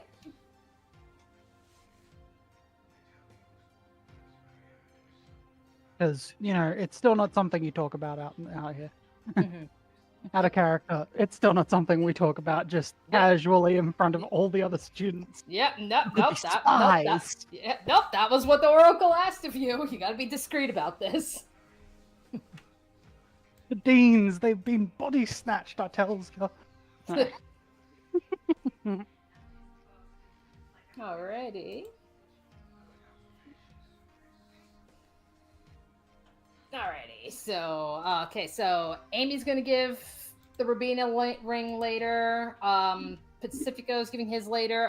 Luke, when did you want to approach Shivadri? Much like the others, later when they're not surrounded by other students. Gotcha. All right. Alrighty. So in that case, so now, okay, let's start moving forward with festivities. So, Canvas, Amy, Pacifico, Luke, I want you guys to roll me a d20, because that's going to determine what events we see. I got a 17. I got a 19. Muted. There we go. I got an 8. Okay, yeah, if you could just... I was so hoping you'd say 16, because I got an 18. We almost had 16 through 19. Right, okay. If you can just put your rolls in for in the dice rolls thing real quick. Oh, I don't know if what we were rolling. MM, you don't have to worry about this one. Okay, well, whatever it is, I rolled a 15. Okay, but like I said, right now it doesn't really matter, because pretty much we're determining for the summer school festival. Okay, I heard. Yeah, it's just deciding which events go in which order. I was gonna say, well, it's really funny that I got 15. Apparently, Amy got 16. No, I wanted Canvas to get 16, because then we'd have 16 through 19. Well, then you would have 15 through 19. But alas. Want to be. Stupid numbers have to ruin our fucking fun. Fucking numbers! Doing it again! Yeah!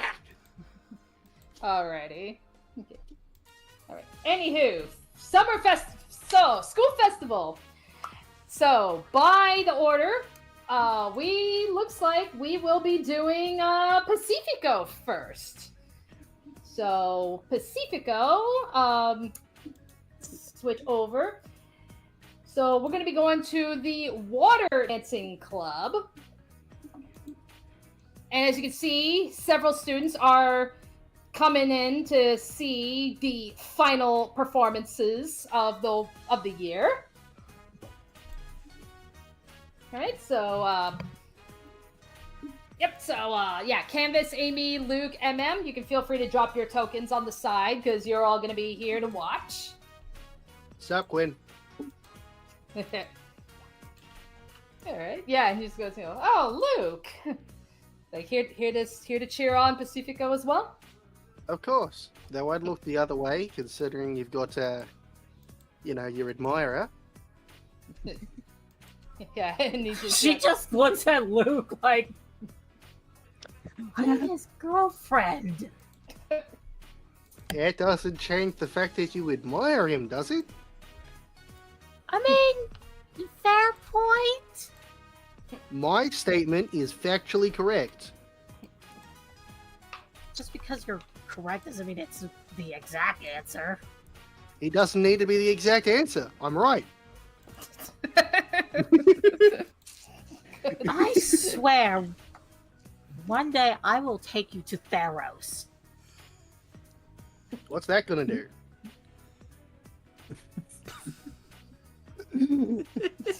Yeah, and that's where and that is where Quinn will just be like, oh, what business do you have there? And that's what she got. Innocent Well, boy. I was. Well, Theros is very good. It has there's stuff, really good ones too. Sorry, I couldn't understand that.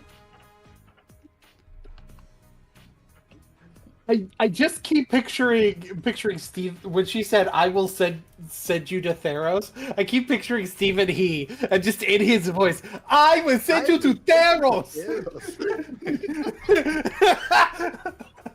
But no, I couldn't understand the reasoning because my ears do not function. Could you please say it again?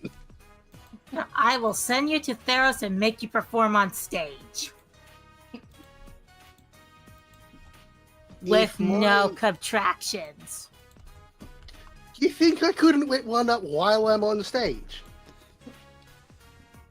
I will take away all your tools.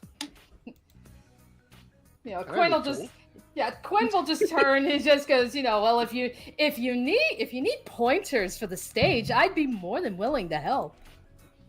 I don't really need tools to make things. It's kind of Marpark culture to just make things with whatever's on hand.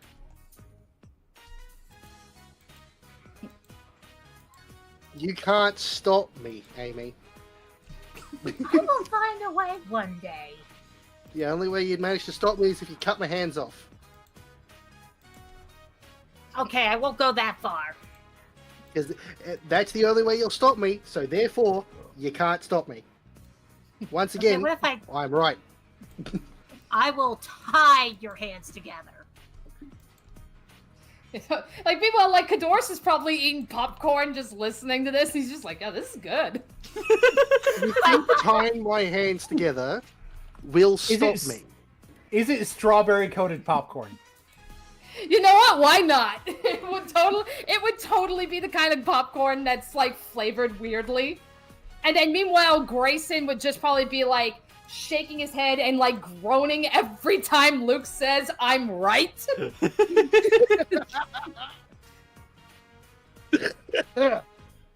Still, the fact that Luke's right means that he's right.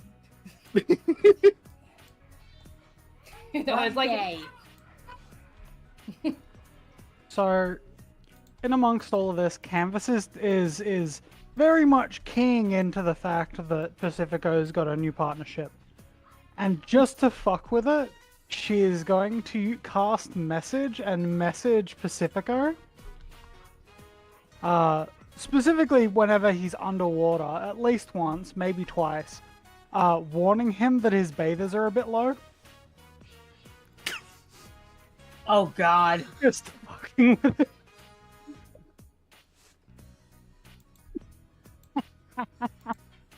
You actual shitlord. Yeah, I gotta. Them's the rules. I mean, yeah, you gotta mess with people who are in a relationship. That's how it works. Yeah, it's like the most fun. All right.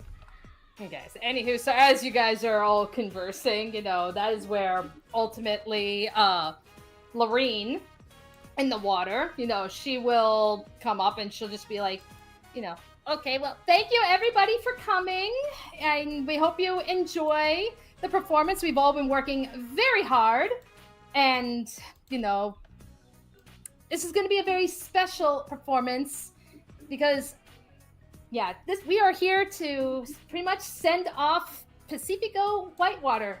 This is going to be his final performance with us. All right. Okay, so then she just go, you know, she'll come up to you and she goes, you know, all right, you ready? Yeah. Alrighty. Okay, let me get the music ready. And we gotta do some rolls. Let me get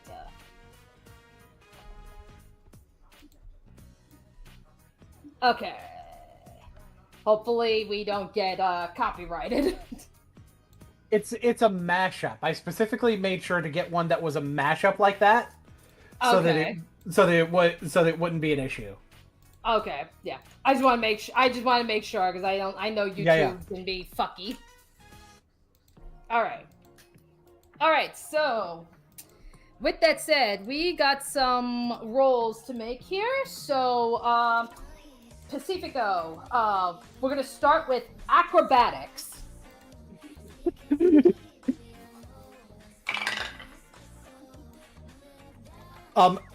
Can I be in Blade Song? Sure, why not? It's your performance. Damn straight it is. Yeah. Let me you make do sure it. that Blade. Yeah, you do what you want. Let me make sure that Blade Song affects acrobatics. I'm pretty sure it does. Oh, I have advantage on acrobatics. I thought it was add my int.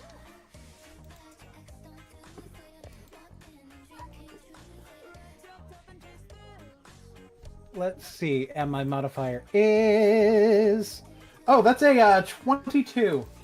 22. All right. And Lorene rolled 15. So yeah, the both of you are perfectly in time with the music. Pacifico doing advanced trigonometry in the air. Of course. Okay. Alrighty, so next is gonna be performance.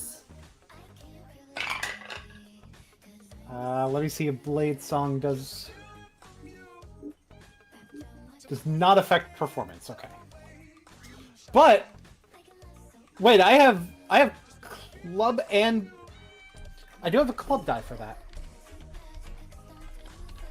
And since I don't currently need it for acrobatics,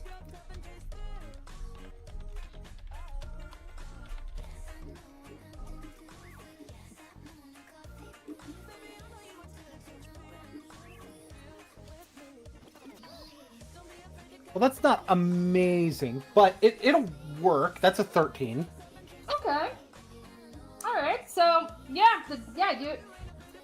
so you guys are pulling off very good choreography, and so I'll say, because Lorene actually rolled a nat 20, so we can probably flavor this as this is an opportunity for Pacifico to, you know, okay, yeah, he's showing off, but now it's time for him to kind of help Lorene shine. Right, he got to show off with the acrobatics. She's the one who's more of a performer in water dancing. Yeah. Alrighty, so last roll. This is gonna be athletics. So this is just demonstrating Rage. power. Yeah, I feel like I should rage here. Which means I'll get advantage. Oh, I like. Wait, no. For the briefest second, one of the messages comes through saying that your bathers are loose, and that's what pisses you off. Oh, god damn it. Totally. So I got an 18 on athletics. Alright. Okay, yeah, Lorene rolled a 12, so not too bad. You know, so... Yeah, so I think suffice it to say, yeah, that little message from Canvas, you know, that's definite... Yeah, that's definitely... You know, it's frustrating you, but in the end, it's definitely helped you. See him come up with his eyes red for a moment, just glaring at her. Yeah, Canvas, what do you have to say to that? Canvas is just grinning wildly, and then, despite the death glare, she's clapping. Just smile through it. It's fine. I'm not gonna die later. No, but you're probably You're probably not, actually. Nah, We'll probably get a skull. At worst, but I'll that's catch a it. fish.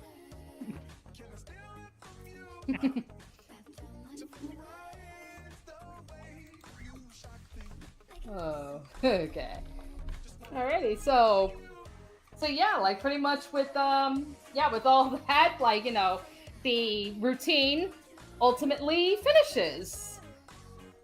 So I guess just imagine something in your mind, but yeah, how do you respond?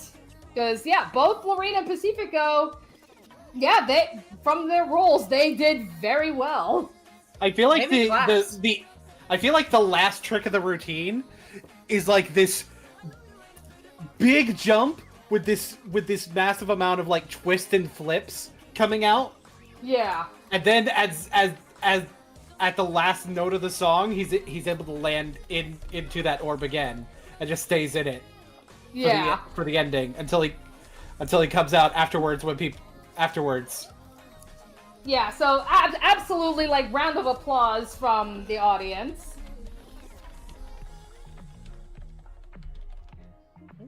But yeah, so Amy, Luke, and Canvas and MM, like, yeah, what do you think? Definitely more graceful than the merfolk back at my home plane. That was very nice. Clap, clap, clap. Yeah, Canvas kind of just applauds and, like, doesn't really know what else to do because she doesn't go to performances much. Right.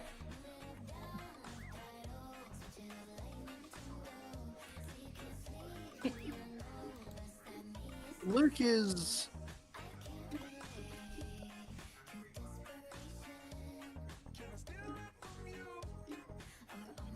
Well, because he mostly worked in, like, the...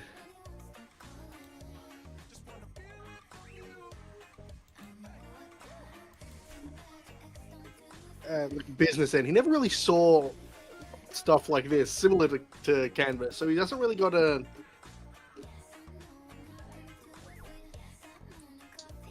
base to base it on. All he knows is this was very, very fun to watch. Alright. Yeah, and it's like, so, like, Aurora and Greta, who work with Pacifico, at the stadium, they've come to watch, and yeah, very, very happy. Greta's hooting, hollering, even Aurora is, hooting as well, like, very ecstatic. Rosie and Big Face, because they are Lorene's roommates, they came to support her. And Rosie is probably like sitting on Big Face's back, like clapping, and even like Big Face is kind of like howling. So then, Kadoris, he's like absolutely like stunned, but it's like being a freaking LARPer, he's really into this. He's just like awestruck by the performance. And yeah, Grayson was, sitting and watching intently. And, Pacifica, actually make a perception roll on this one.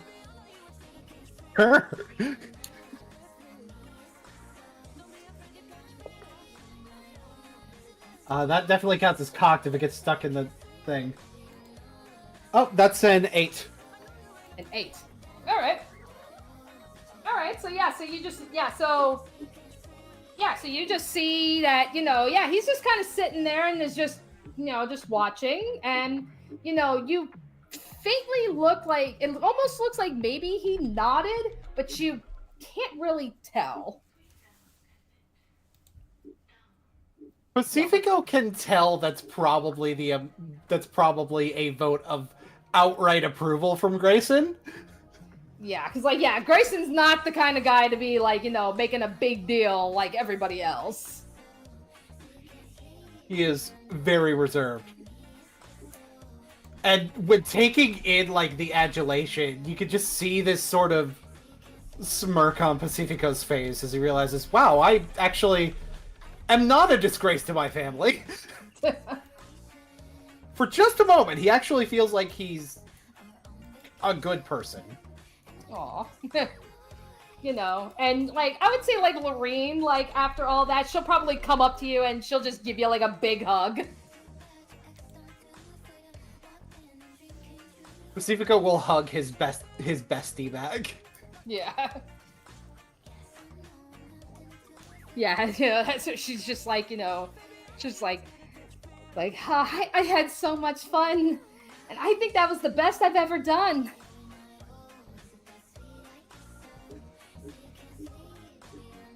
Lorene, sweetie, I'm telling you right now, you can do even better than that. I'm telling you.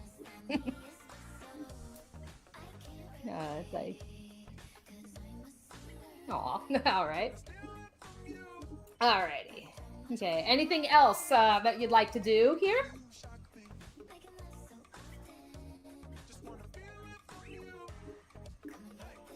No, he'll probably end up hopping out kind of, probably somewhat between Canvas and Caddy. Okay. Yep. Canvas is going to take an immediate step back. Be like, Not a lot of space here. You know what? I'll move between... Dang it, how do I do it? Is it Alt? Alt, yeah. That's how Okay, you go. there we go. That's how you go between, yeah. Now he's in the same space as Caddy. Alright. Alrighty. When you approach Kadora's, he's just like, well, I'll be damned. It's like, to think you can do this whole time. It's like I'm honestly, it's like, dang it. Why didn't you join the live action role playing club?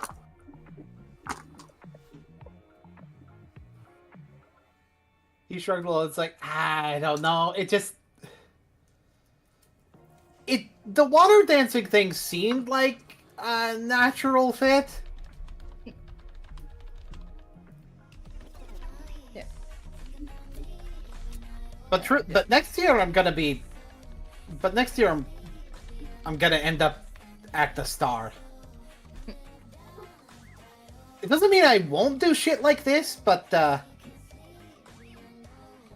well, it just, when I do it, it won't be as formalized, I guess. Yeah, it's like, all right. And he's like, you know what? Hey, if you manage to like clear your schedule and you want to play make believe in the woods, you come hit me up. I'll keep it in mind. And then he'll hold out the popcorn to you, and he's like, "You want to try it? Strawberry." Strawberry pop. I swear. It's like, hey, don't knock it until you try it. I'm not. I'm just like, what?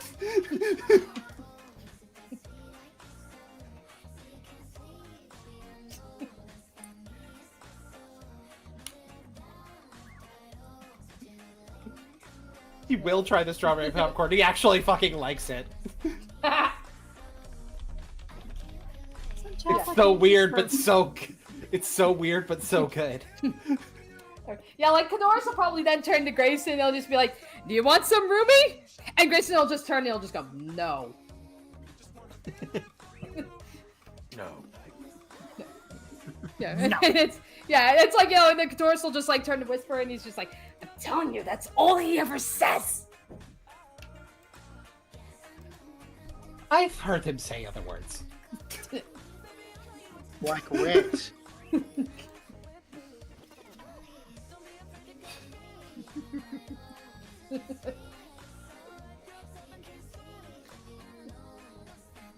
Alrighty.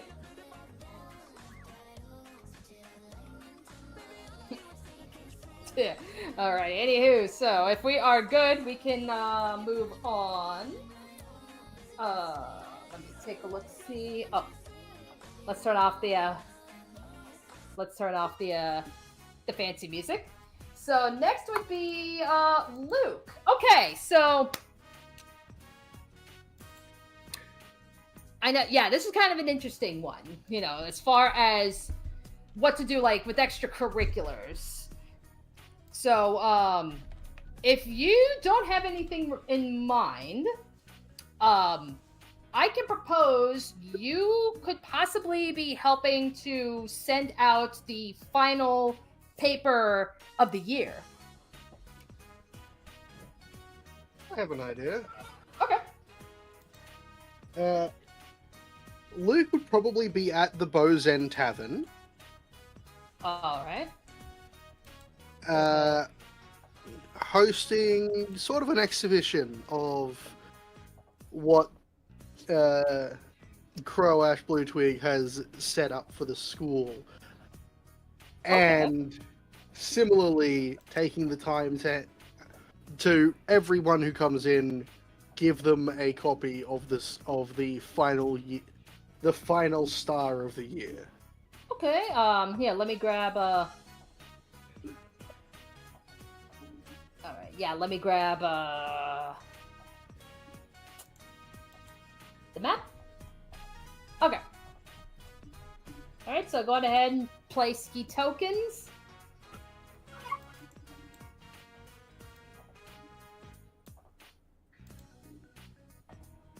There will be no quiet area today. No. Everything will be loud. Oh, I've realized that the place has changed a bit, actually, as well. From the original one. There used to be tables back here.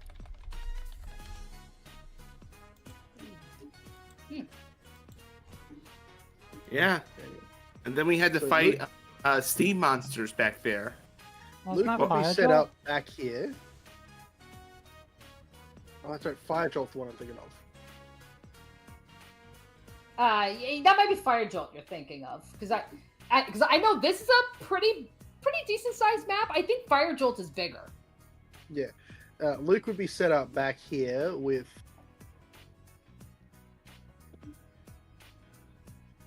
just an insane amount of dragon spies. Just moving along the wall.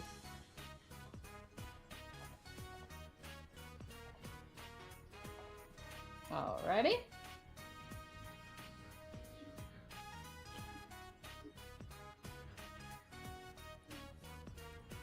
They keep coming. Okay, and then let me take a look. See. Okay. Oh boy. Yeah. All right, and then I'll grab Grayson, Mina, and Laika here as well, so that they can be passing out paper.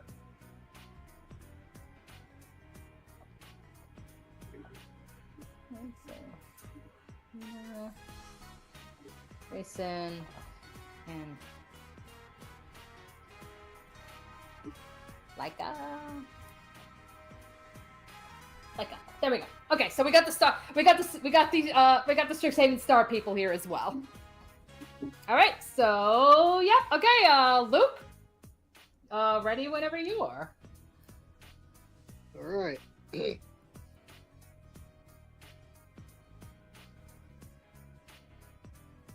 I'm gonna need everyone's attention for a sec, because we've got something pretty big to show off today.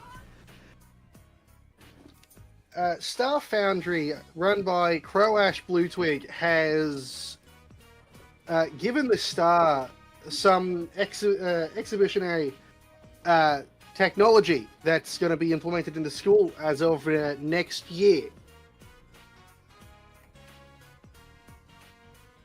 These are apparently dragon spies. They're designed to be as what's the word he used? Inconspicuous.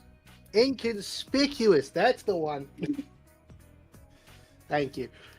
As inconspicuous as possible. So you'll probably never see one unless you're actively looking for them. They're just designed to sort of exist alongside everything around us. Each one is capable of seeing invisible creatures, apparently. I thought I was a great engineer, and then this man just comes and does this.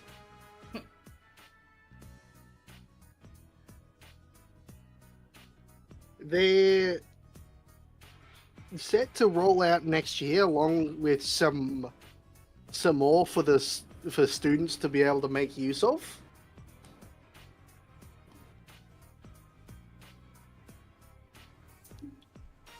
Yeah, come up and have a look. Give yourself a bit of time to get used to them, because they're going to be apparently fucking everywhere.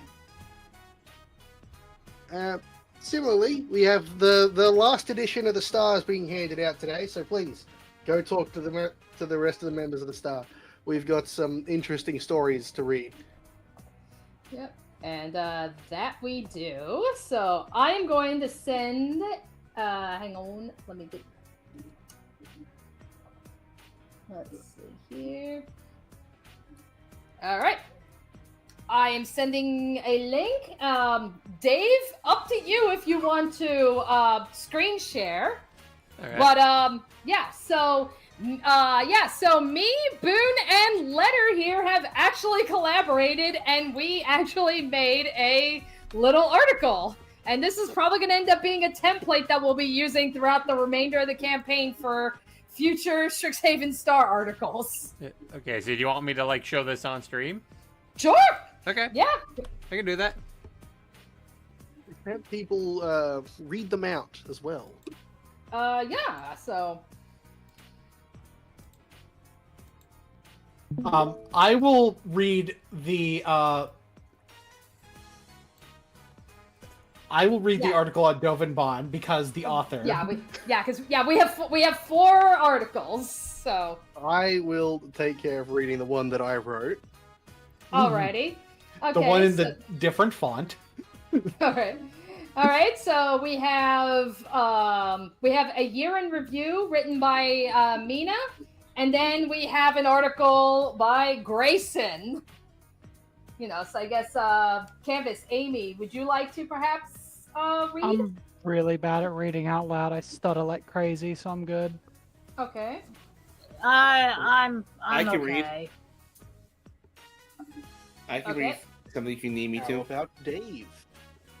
Oh, yeah. Okay. I mean, if you guys want me to. MM and Dave. MM and Dave can do it. Yeah.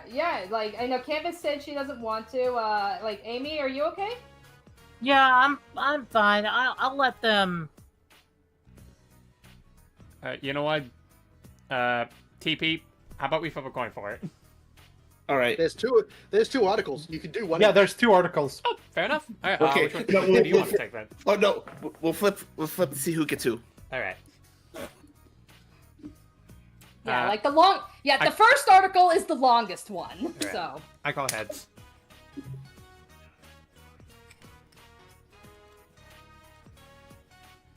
Is it heads or tails?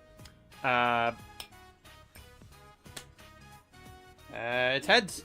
I'll take the first article. All right. So Dave, so our quote unquote Dave will read the first article. TP will read the second one, and then Letter, and then boom. All right. Another year has come and gone, and what a year it has been. It's been a rough ride, but we have seen it through to the end. No doubt the talk of the year has been the year-long incidents. Everything started during the freshman orientation when a cache of chests sprung to life and attacked the students' mood and body. This is followed by a batch of frogs brought in from the Sedgemoor swamps that grew in size, then an attack in Bow's End Tavern months later. There was even a report of monsters appearing during the freshman trip in the Panzari Isles.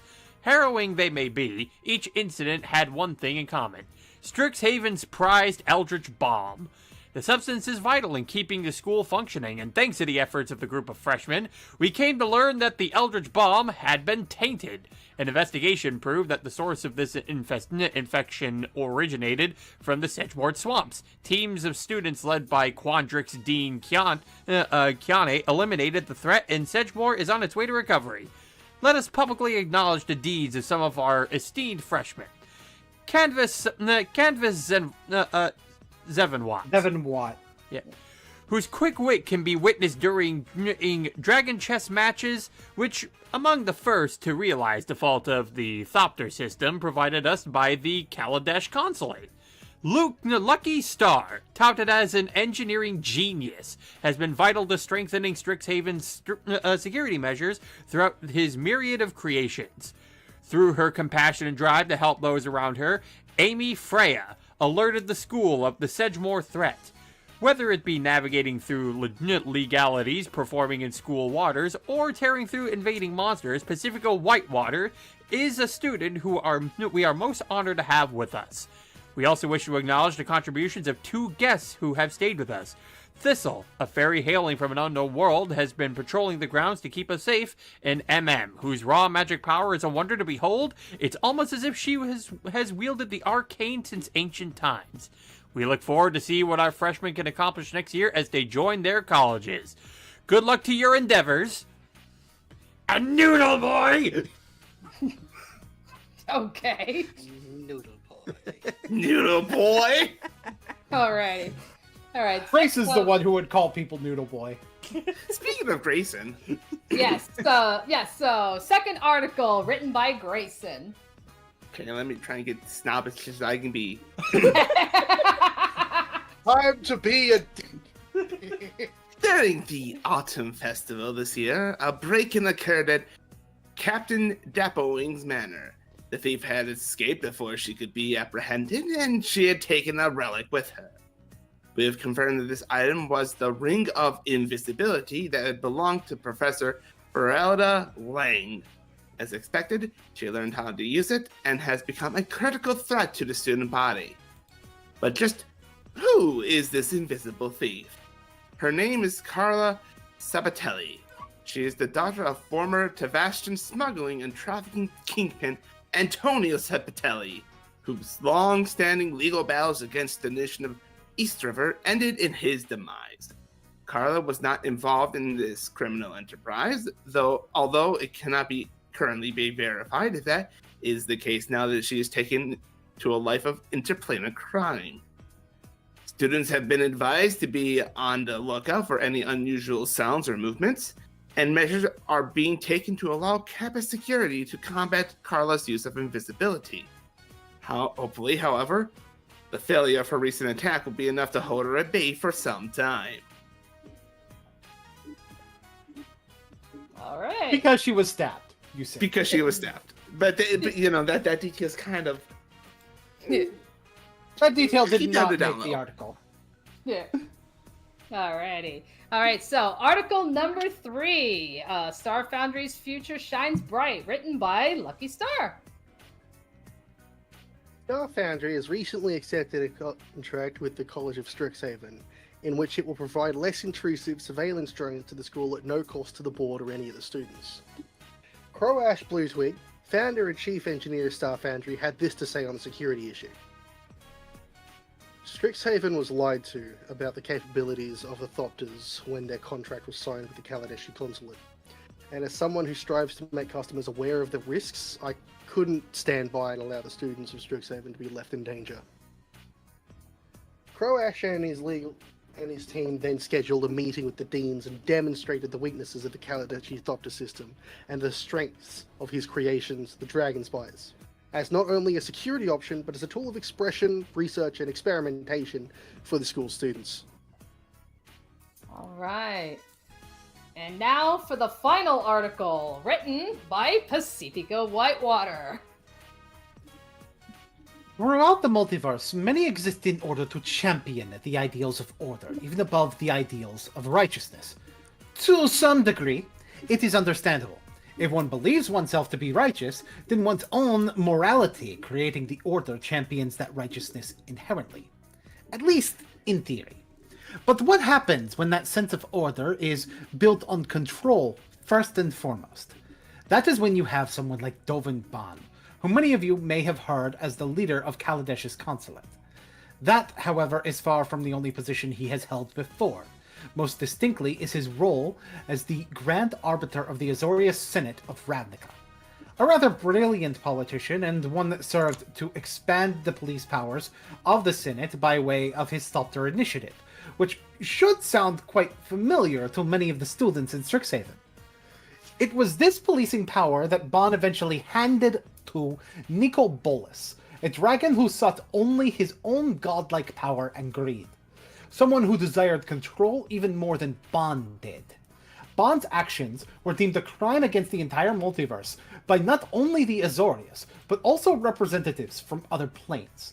A man who was sentenced to execution and allegedly being killed at the hands of the Kaladeshi planeswalker Chandra Nalar, according to Azorius records. However, recent events have revealed that his death was somehow faked.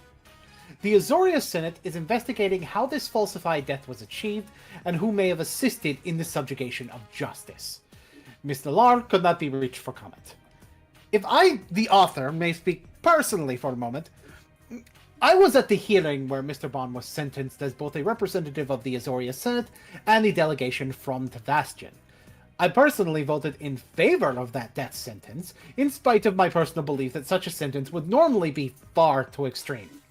I am, and especially was then, a person who valued order greatly, but even then I knew that exceptions to that order are necessary, because even at that young age I knew something Mr. Baan did not.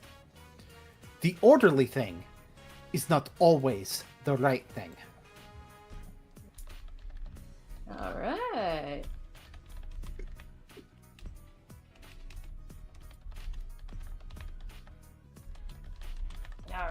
Alrighty, so...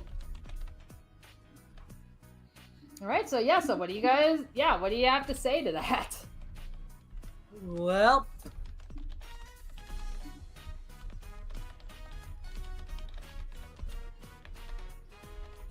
Wow. I cannot believe how little of what I wrote got edited out. Holy shit!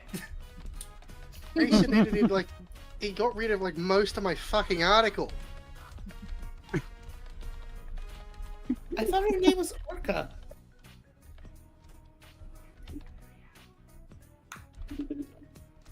at the mention of Carla's name in the article, Amy kind of like gives a slight glance to Pacifico and then just goes back to reading it.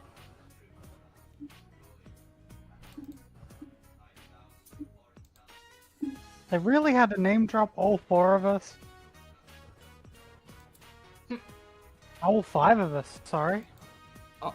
Jeez. All Really? 6 of us, counting Thistle. That's a bit. Oh, the target doesn't feel any smaller as the year goes on. And it's only gonna get bigger. Only gonna get bigger. Yeah. If this had happened, this happening at the actually, I'm not even going to say if this had happened in the beginning of the year, I'd be freaking out because it did happen at the beginning of the year, and I was freaking the fuck out. I'm gonna be honest. For a second there, I heard Franhausen.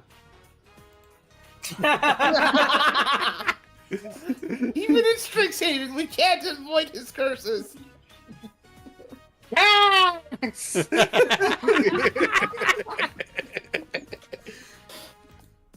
Thank God he's not a planeswalker yet. Are you That's sure? what you think. Are you sure? Stu, is that fucking Ranhausen? Hello! Yes, yes. Very nice. Very Orja. Very nice. Very civil, cool. Dave, for the love of fuck, get rid of him.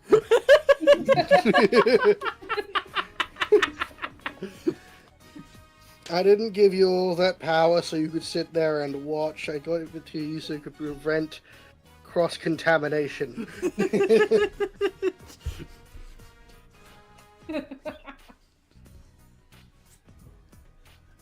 Listen, Stu's gonna learn eventually. Maybe not today or tomorrow, but eventually. Anyway. Great. He edited half my article out.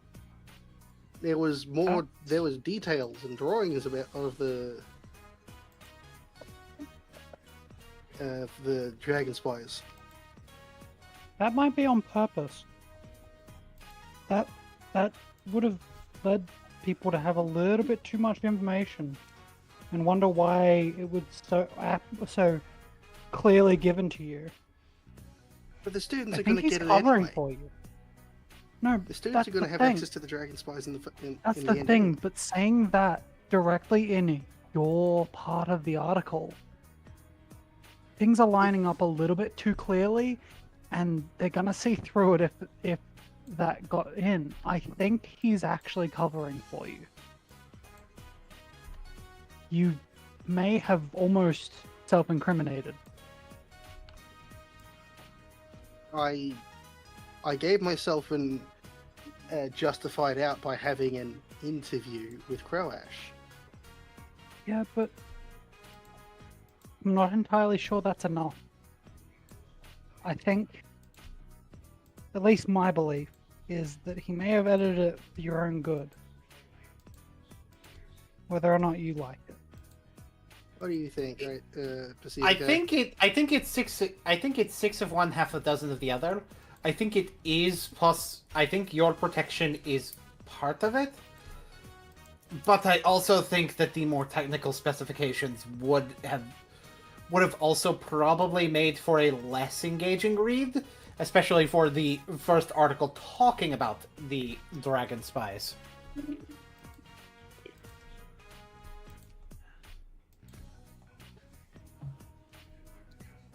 Look, I'm proud of my creations. I like to have people to know how they work. I know, but you know, it's when you're writing an article like this, it's a little bit different than writing a technical paper. I suppose you're right. That and yeah, it could have delved into the point of being a little bit self-incriminating.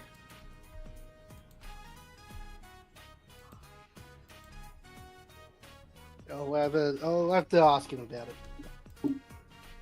Wait, no, he's not going to give me the right answer. He's just going to tell me he did it because he doesn't like it. They'll probably tell me the actual reason. I guess the question then is, will you tell Luke or no? It depends.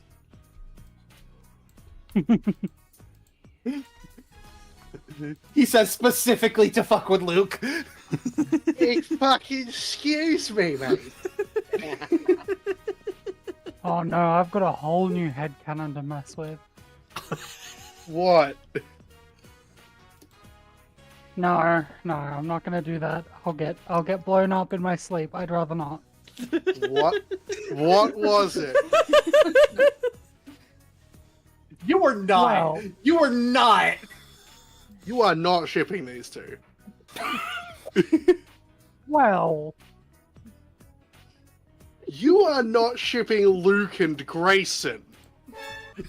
a little bit. Oh! I am staying away from that. Run, everybody, run! No, you run. You're the only one who needs to run. Nah, there's gonna be fallout from this. Cue the Anyway. the Betty Hill theme. It's like keep that zoophilia shit out of my campaign.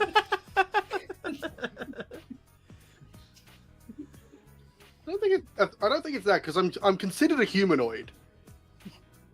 I'm Yeah. not considered like an animal. I'm a humanoid. And if we were drawing the line there, we'd be drawing it at Shivadre as well, because a bird and a raccoon is still weird. We would also be drawing it with Pacifico and anyone. Because that's a fish. Shark. Right there. Specifically a shark. You're still a Yeah. fish. It's a blahage. It's an animated blahage. A shark is still a fish.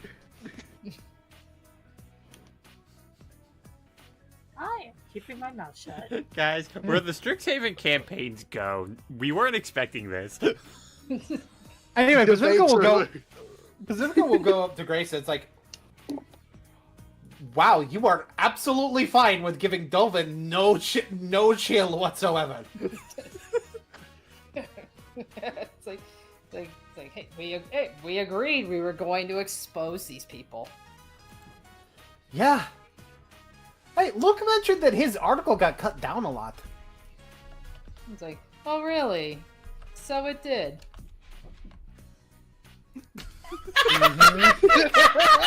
This rat bastard! He knows exactly what he did. Look at He just He's such an asshole. I love him. he just glared at us like, Yeah, but why? Grayson. Grayson, are you being a petty little bitch again? He's like, yeah, that's where he's just like, was like, well, I wouldn't. Well, petty bitch is not the term I would use, but It's the term I would use. It's like, yeah, well, I'm not like you. Ooh.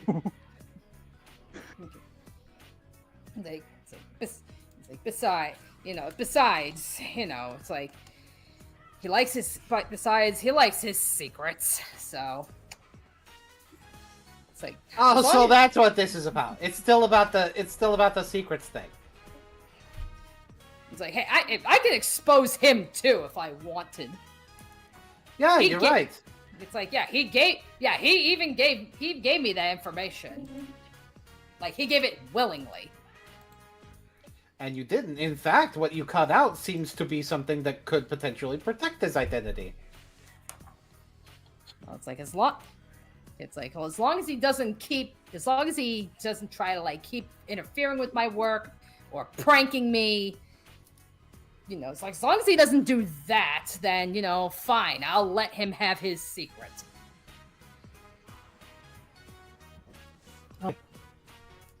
So you admit that part of the reason you cut it was for his protection and not just to be petty.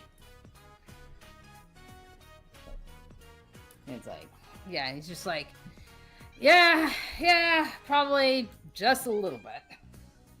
6 of one, half a dozen of the other. Yeah, I suppose. Yeah, but like I said, as long as he doesn't keep interfering with my work, we can keep that working relationship. Yeah, I get it.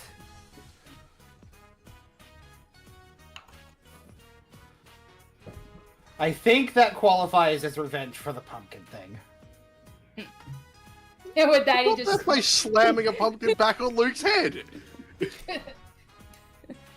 yeah, he just kind of smirks at that.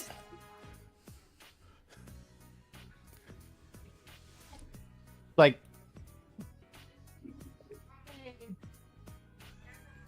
it's a little bit of both, but seriously, you two just need to back off of each other, I think.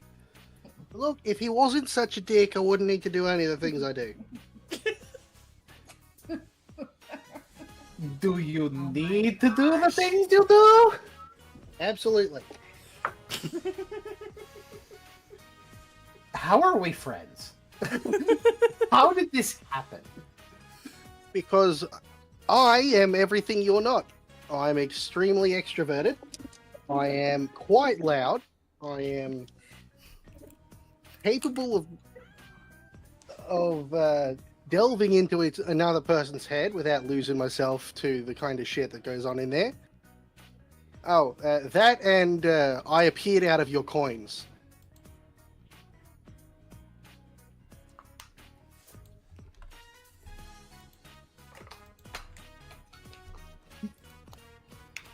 casually referencing the first session, how Luke actually showed up at the school.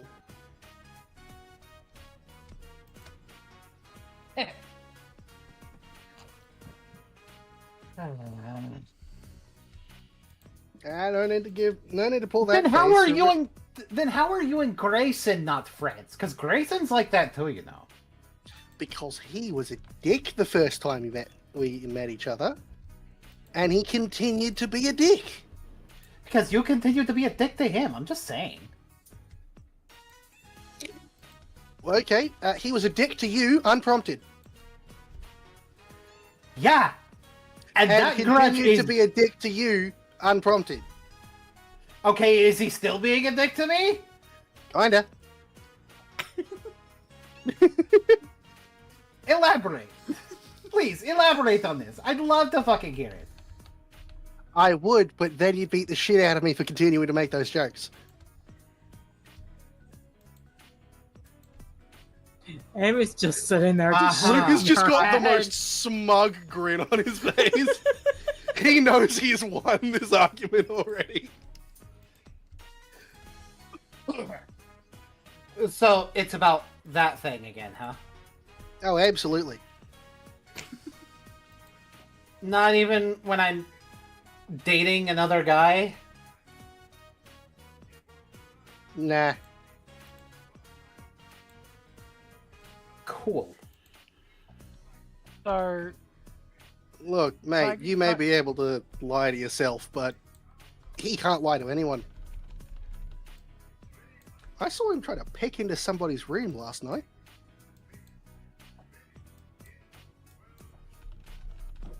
What? Ordered pretty fucking quick too, actually.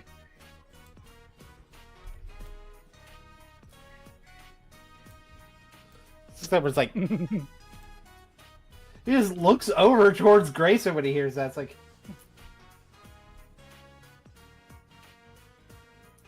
I don't believe you. Go and ask him. He has a set of lock-picking tools in his back pocket. He just gives a side eye. And looks over. It's like...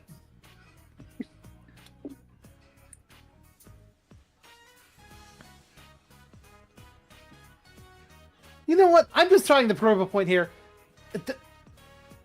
I'm just trying to prove a point to Luke here. Do you have a set of lockpicking tools on you? He's like, I did bring a set for when we went into the swamp.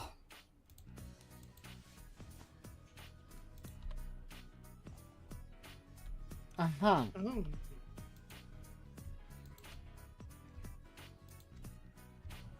Are they in your back pocket right now? Yeah, in my pocket? No. Insight check. go ahead. Go ahead. Oh my god.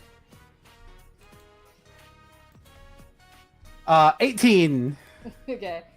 It's like, yeah, it's like, even though he tries his best to, put on, the straight face, again, when he says no, he just immediately turns away. No. So, yeah. He just crosses his arms. It's like, I think we both know how effective you lying to me has been over the past few weeks.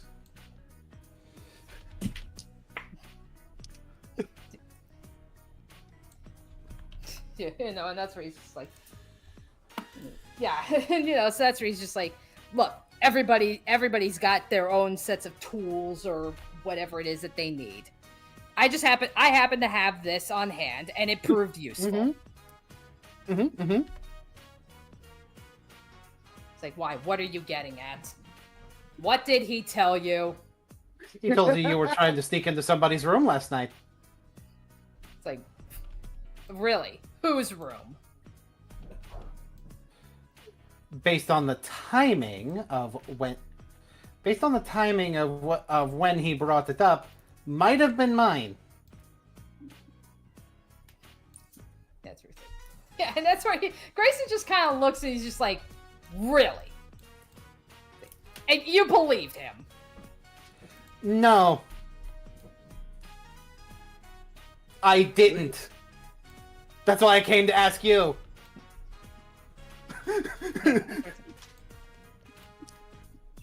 Yeah, that's what he's like, yeah, Whitewater. He's like, that's where it's like, I've said this before, Whitewater. I will say it again. You need to find some better friends.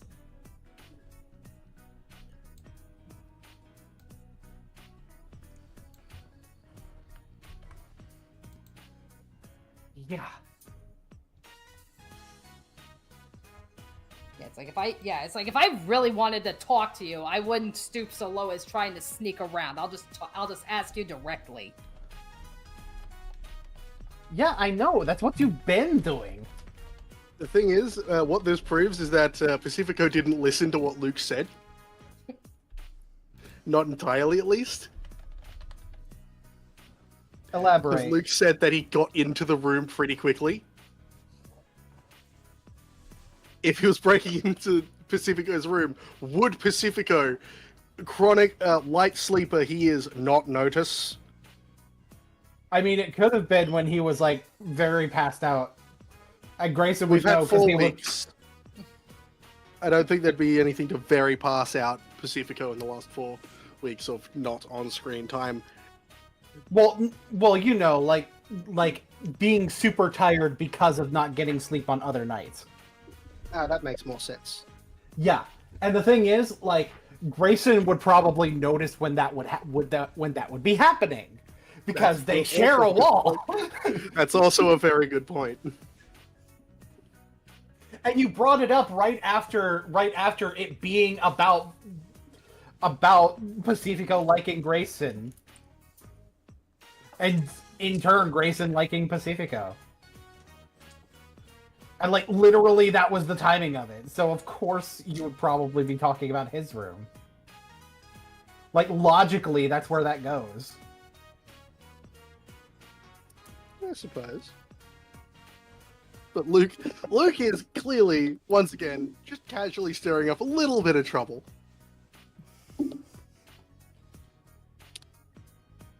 Like, I mean, did you sneak into somebody's room last night? No. Okay. Now I think about it, I'm not even sure how he would have noticed it, and I didn't, considering we share a wall. It's like, Maybe. I know. It's like I gave you a warning. If he continues to try to cause trouble, then what happens in response? That's gonna be his fault. Yeah, I keep trying to tell him. Maybe he is lying.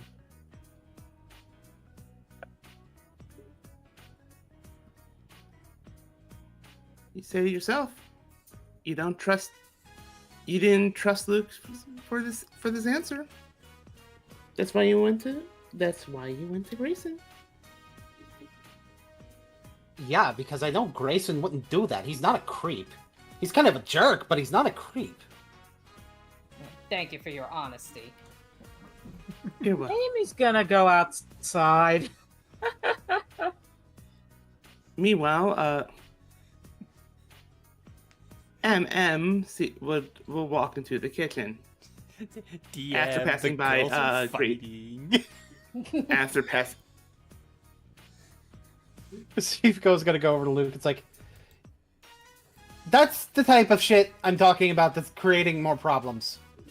That type of shit. He lied to you.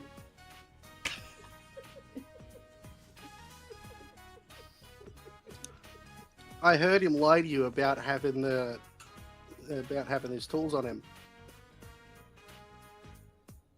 What's to say he wasn't lying about breaking into someone's room?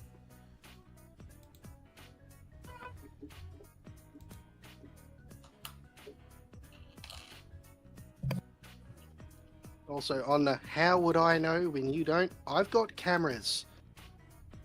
And I don't sleep.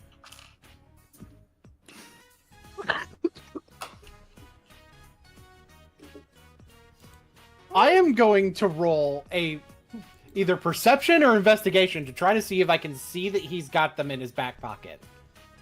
Okay. While this is happening, by the way, Kaidam has ventured all the way from the dorms to get a newspaper. Okay. Adam has entered the chat. That is going to be a 16. Okay. All right. So you're just looking just to see if he's got the keys on him. If he's got the lockpicks on him, yeah. All right. Yeah. So yeah. So you look. Yeah. So you do. You do look, and yeah, you can kind of faintly see that. You know that. Yeah, it looks like he might have something on him. So he's got that thing on him. And this does involve Pacifica winding up looking at Grayson's ass. Anyway. Oh my god! That's exactly what I was hoping would happen. He just looks over, it's like,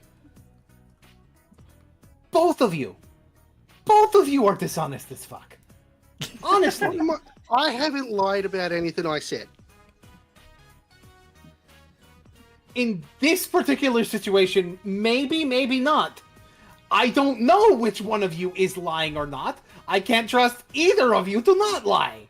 To be quite honest about it.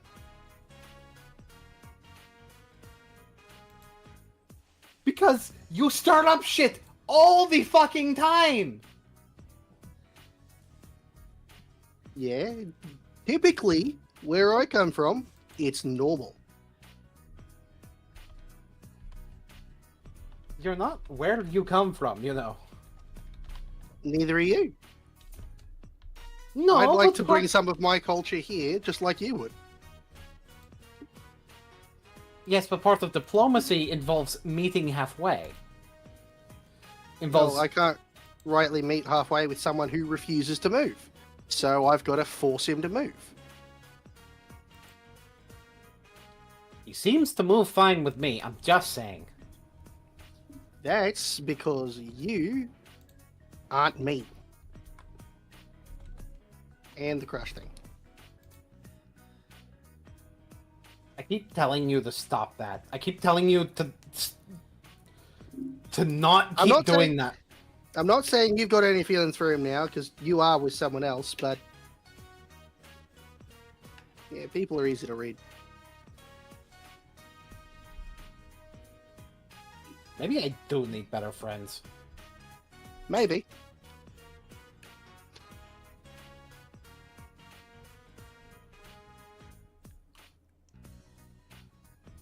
But there's one thing you can guarantee on with me, and that's that I'm going to try to make sure that everyone is as physically safe as possible. It's, Yeah. He just looks at the wall covered in dragon spies. Yeah, honestly, both of you are assholes. Oh, yeah. I But never what- claimed to be a nice person. Yeah, neither did he. So, He claims to respect people, though. Dick. maybe he has a little bit of trouble respecting someone who's actively antagonizing him. I'm just saying. I only started actively antagonizing him after he refused to respect me because he thought I'm lesser than him.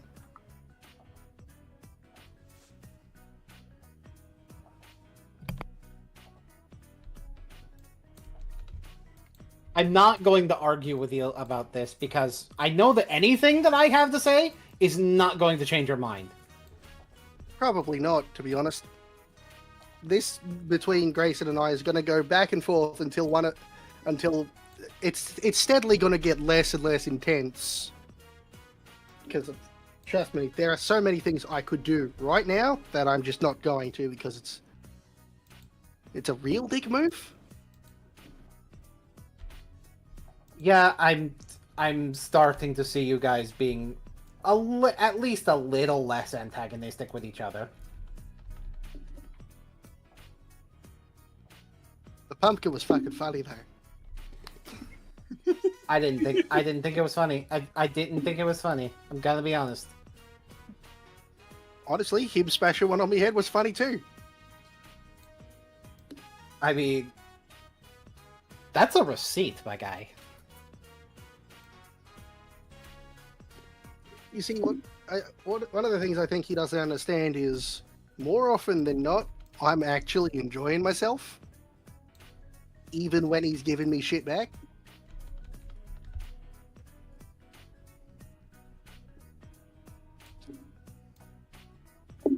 Fair. Just to let you know, it's kind of six of one, half a dozen of the other. He's fine protecting your secret. As Honestly, long as you I don't, kind of as long as you can just not interfere with the actual work. I haven't interfered with his work at all. I've only messed with him Okay. outside of the star. Okay, well, there you go. That's probably... So we're clear on the line being drawn here. I save my shitfuckery for times like this when it's sort of a celebration, a jovial sort of situation. Like getting me to look at his ass. Oh yeah, that was fucking hilarious. Look, I'm 4 feet tall. Most of what I see is ass. There's an audible giggle from Kaidam who's watching. Don't you start! Emmy's just gone at this point. Look, when you're short, you tend to be at that height, so you notice when people are carrying things. It's the only reason I know he's got them on him.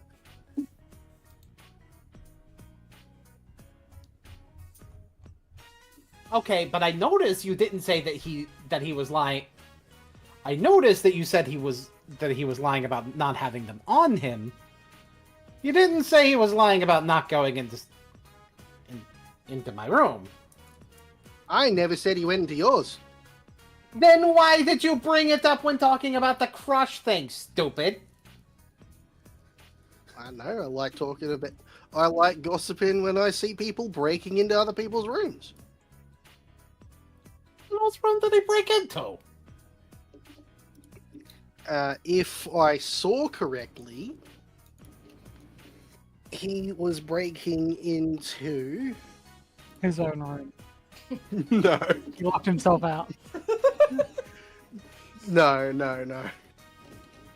It would explain a lot! Actually, that would be really funny if that was the answer. It would be funny. Like, he's just really embarrassed, which is why he's lying. Based on from what I saw, it was either Xantha's or his own room.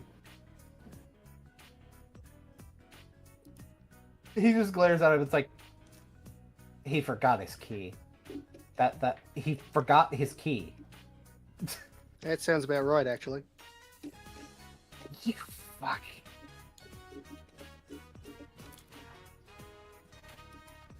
Sometimes I could strangle you. Kaidam, like, inches over for a second. There's no need to strangle me. I can do it myself.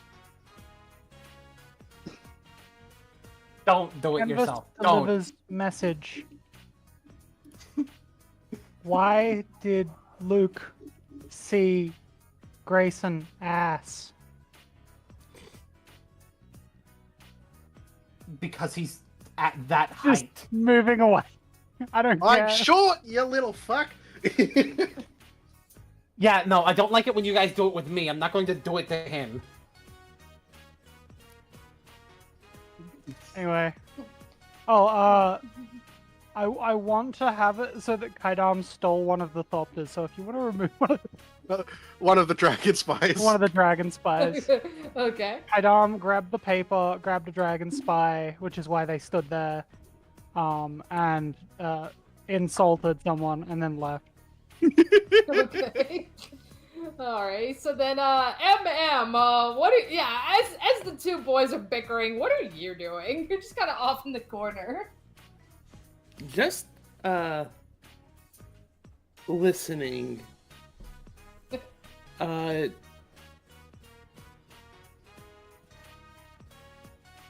Just listening to them argue about Grayson's ass. God fucking damn it! I just realized what this implies. It means Luke knows how Grayson's ass is shaped, and that the fact that there's something different there. Oh god, like we're going Metal Gear Solid in here now. You played yourself! You played yourself! He's 4 feet tall! It's not his fault! That doesn't mean I would you like have to to note- look forward. I would like to note that Pacifico being At people is annoying! I would like to Yeah, note but that looking at the ass is disrespectful. He However- looks straight ahead! However, I would also like to note that that Pacifico being able to look from a distance and be able to tell if something is in his pocket implies that Pacifico also has has similar knowledge. Which I would argue is a little bit more damning. It is definitely damning, the fact that he, from a distance, can tell there's something in his pockets.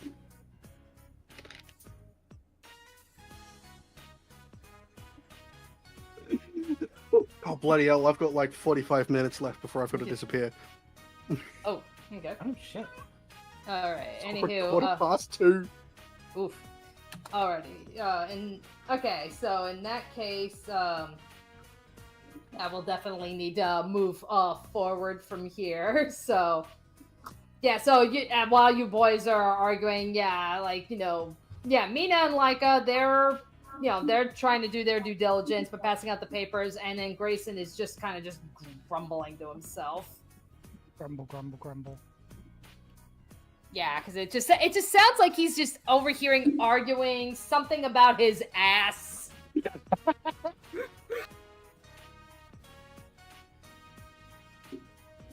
Just fucking... The subtitle of this episode, Grayson's ass. Debates about Grayson's ass. Yeah, no. Ah, I'm gonna yes, have the to find great. a fine for that. Ah, yes, the great Grayson's ass debate. All right. The Grayson ass debate. Okay. Anyway, so let's now move forward. So we're gonna move on to Amy's event. So Yay. back at the Biblioplex, towards the very top, we have the amphitheater. And yes, we have the drama club. They are ready to put on a play.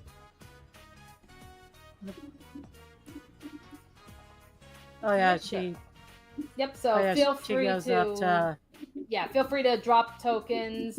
Amy, feel free to get on the stage. Yeah. Amy also whispers to Rubina, later you and I are gonna have a talk. It needs to be private. Yeah, she just kind of nods and just goes, okay. Alrighty. Sees everyone. Like, good afternoon, fellow students. It has been one crazy year, hasn't it? Yeah, everybody just goes, yeah, you just kind of hear hooting or whatever, just everyone going, yep. It's been crazy. It's been a fact, that's what it is. So, we have decided that we are going to put on a play of everything, of all the chaos that's been going on, and have a nice little laugh all about it. Just to live up everybody's spirits. Alrighty.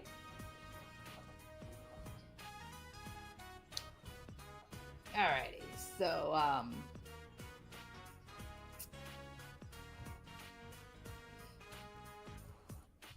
alrighty, let's get the music. So we'll go, because this is the drama club, we must have the dramatic music. Yeah. Alrighty. So, Amy, I would like for you to roll performance. Okay. That's going to be an 18. Nice. All All right, so yeah, as you all take the stage, yeah, you're all kind of putting on, not an exact version of some of the events that happen. You are taking, liberties, of course, So you see, like, some of the students, like, they're bringing out, like, costumes and props to act as, like, some of the monsters that that you face, while, like, primarily you, Quen, and Rabina are pretty much acting as the heroes that are, slaying the monsters and such. So, yeah, like, what kind of stuff would you like to be doing? I like to picture that Quinn is dressed like Pacifica slaying the monsters, but it wasn't her idea. He'd already decided that. Robina is Canvas, just for the lulz. And, of course, Amy is herself. And we got, like, 2 other, like, people pretending to be Luke and MM. Yeah. And we're, like, fighting the monsters, going through the dramatic things that this school has gone through with us. Just also still being respectful as well. Alrighty, so, okay, we'll have you do another, performance roll. Like, we'll say this first one was probably, like, harkening back to, like, some of the first battles that you had. So, like, against the chest, against the frogs. Yeah, so this one is going to be a 21. 21. Alrighty. So then, so again, kind of moving forward, we see, some of the other monster attacks. And then, so, hang on. Okay. So as you're fighting, you'll probably see, like, probably what looks like cotton balls or something on the strings. It's supposed to be the steam methods. And, like, whoever is, playing the role of MM, takes the opportunity and then to in sling. Pacifico, too. Yeah. I mean, MM and Thistle, my bad. Well, bear in mind, because there really isn't an actor for Thistle. However, the actor that is, playing MM, performing as they're slaying the monster, Amy. You happen to notice out of when the little cotton ball creature just kind of like falls to the ground, you see an image of a tiny fairy coming out of it and flying towards you before it disappears. Oh shit! Amy kind of like stutters back, like, what the heck? Yeah, Rabina just looks back, just goes, "Hey, you okay?" I thought I saw something. It's fine. Okay. It's like, all right, just remember your cues. Right. Okay. All right, so now let's do one last performance. Alrighty. Let's see. All right, that is a 15. All right, so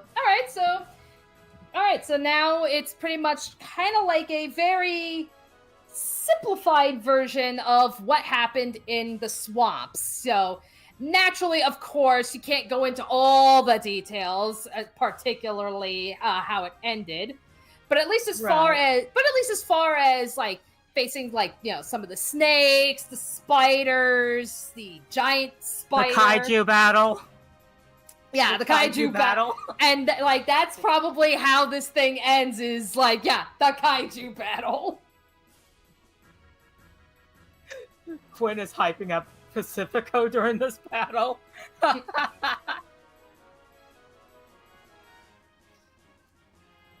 You're right. And then, as you were all, finishing up, everybody in the audience, how are you reacting? Pacifico would probably be much more impressed by the performance if not for the fact that he's like so embarrassed that he was just that he was one of the leads and like in this position, especially when it's like not him playing himself. It feels a lot weirder. Okay. Alrighty. Like there's still some weird feelings about being the center of attention. Okay.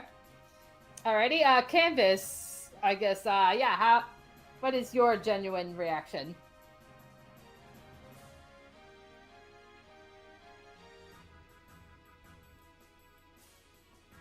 Is Canvas not here? Oh no. Oh no. Oh, BRB again. Okay. All right. So Canvas is on BRB. I did say BRB. Okay. All right. I guess in that case, Luke. Now, plays are definitely something that Luke has seen a few of, and Luke's reaction to the play is positive. He cheers as the fights happen. He says, "Ha, that's me." When the actor for him shows up, here I am. The actor is a adorable halfling. They can never make me look as good as I do in real life.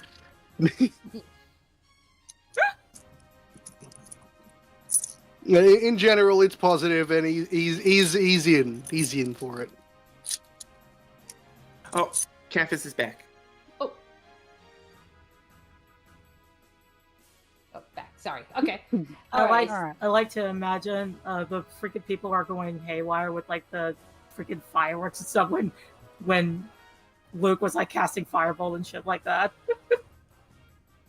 Luke doesn't have fireball. Firebolt. Firebolt. Bolt. Ah. A question: Does Quinn's choreography include any kind of acrobatics or no? Does he do stunt work? I would suspect he does. Like, it not nearly as impressive as what you can do.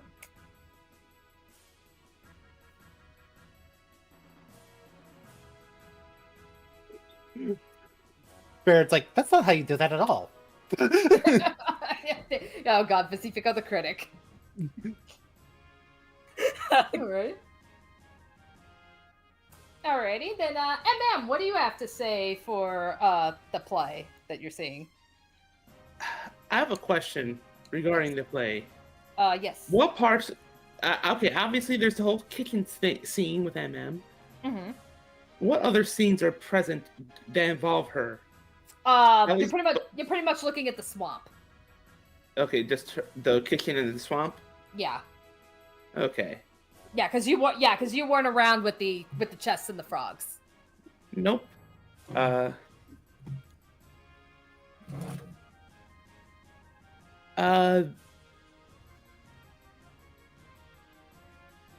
You could see her clapping, but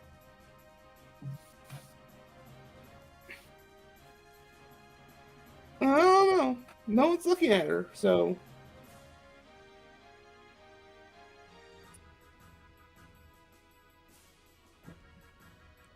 Alrighty. Okay, and then Canvas. I know you were out. I don't know Canvas gives Yeah, a that's big, right. big hurrah. I did over here. I just couldn't respond. Oh, gotcha. Okay.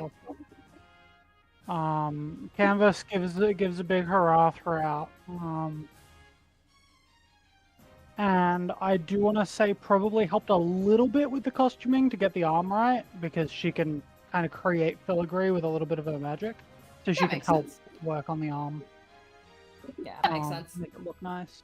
But otherwise, yeah, she's enthusiastic. All right. Okay. Alrighty. So yeah, it looks like it's all came out as a pretty big success. So Yep, you go on ahead and take your bow. She will bow. Okay. Alrighty, and then make another perception check. Okay.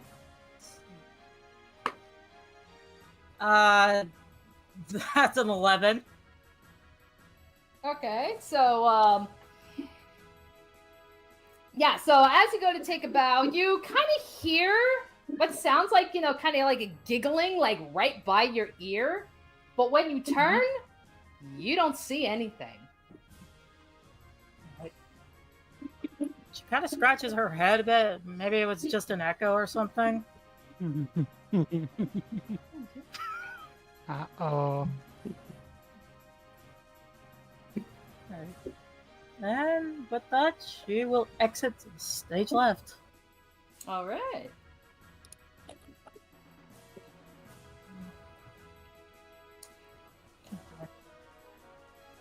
All right, so you guys feel free if you want to do a little bit of RPing here before we move on to what we could do for Canvas.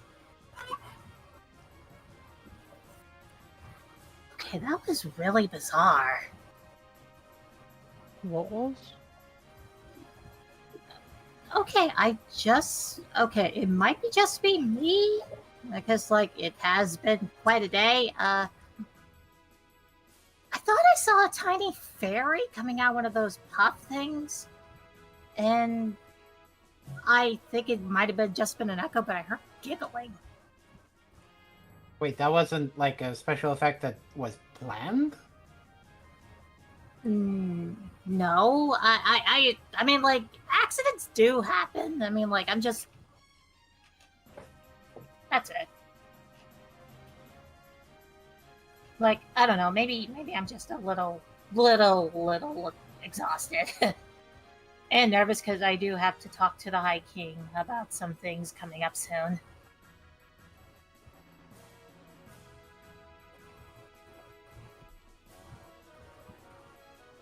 Still, it was really bizarre.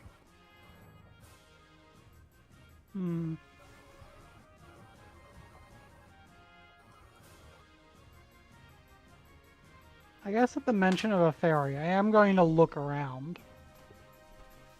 Okay. Nothing. Maybe. All right, I guess if you're gonna look around, make a perception check. Dice, I command the roll. Natural 20 for a total of like 23. All right. I'm not good at perception. Okay, But, so 23. all right, so you take a quick look around at the stage, and as far as you can tell, you don't see anything weird. You go to turn, like kind of like looking through like the audience of the students, and they're all kind of like either applauding or talking amongst themselves and such. And then you see MM, and she's just staring at you. I'm gonna cast message and just go, really? You stopped her from watching this? She was probably going to enjoy this.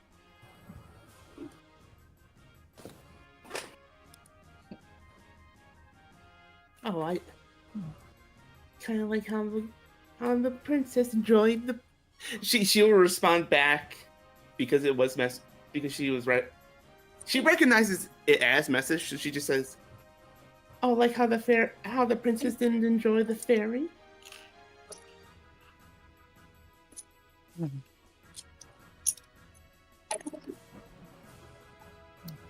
I just kind of like elbow. Gonna, I elbow Amy and just go, Alice is back. That's what you saw.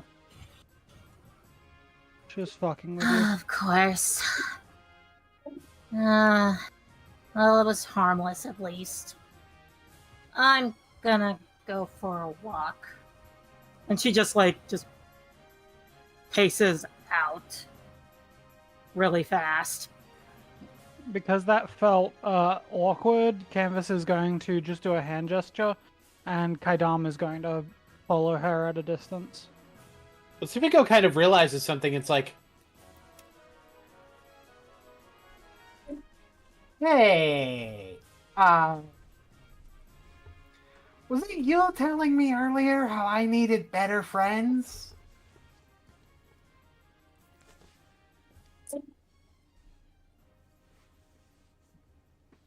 Well, it's not like that statement is. Was that statement wrong?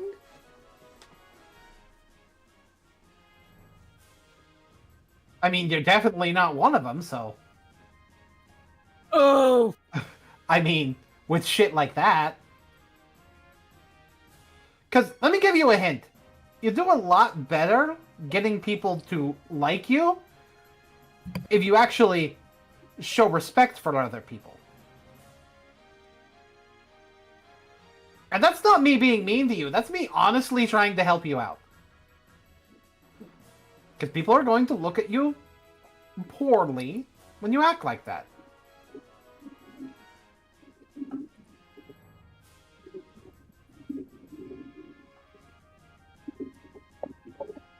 I put her at the garden there, Canvas. Hmm?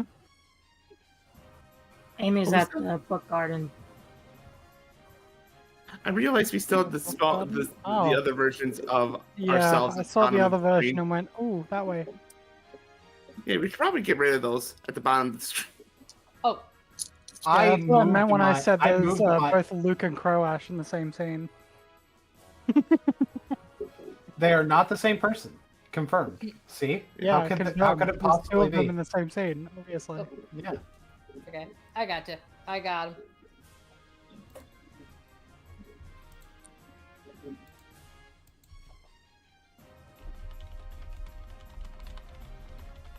You know what? It's like, just cool it a little bit. I'm just saying. It would probably make people like you more.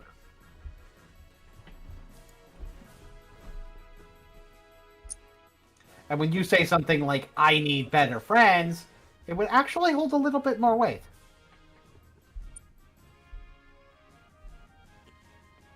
Can you make a perception check? Can I make a perception check? Yes. Yeah, if you want.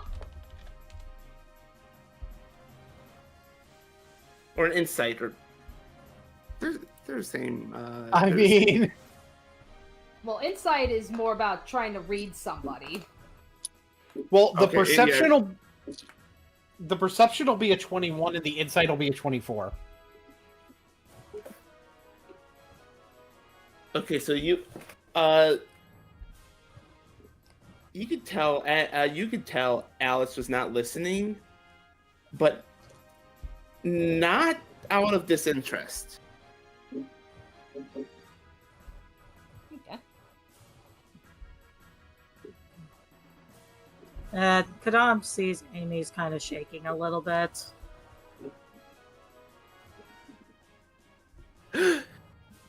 Okay, I'm sorry. I didn't mean to interrupt you, Amy. It's okay. We just still have one little bit here. But then we can go to Amy and go down. So it's like, look, if you don't want to listen to me, that's fine. I was just trying to help. You can tell her she closes her eyes really really tightly. The moment she opens them, they're like bigger.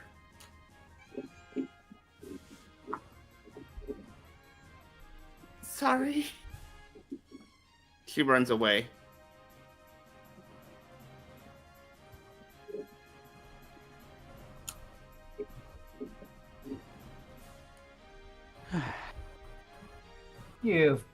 That's fucking cheap. That is the dirtiest fucking. Oh my god.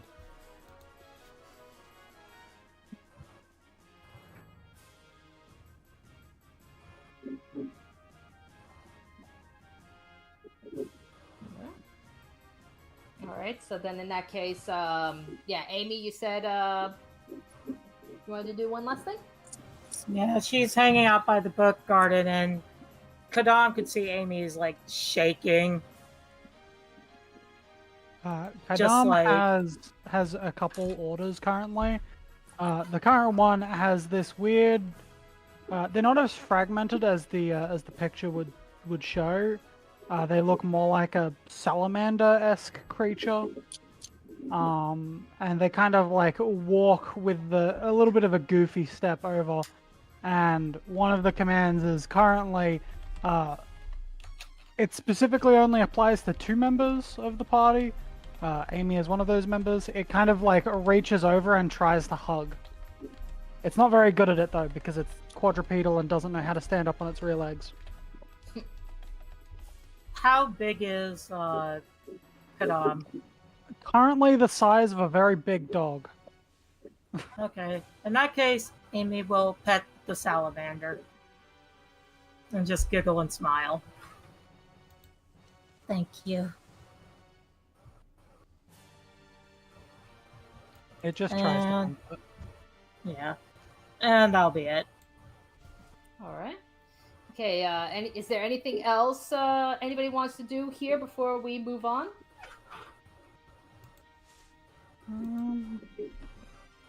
No, I think that's it. Pacifica will try to go after MM.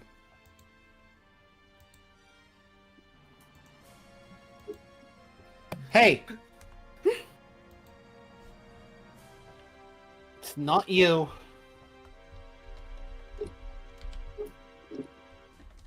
I'm getting better at telling the difference. That's part of the reason I was able to...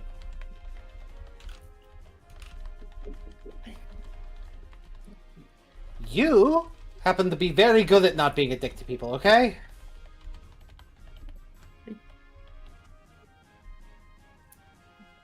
No, He will all...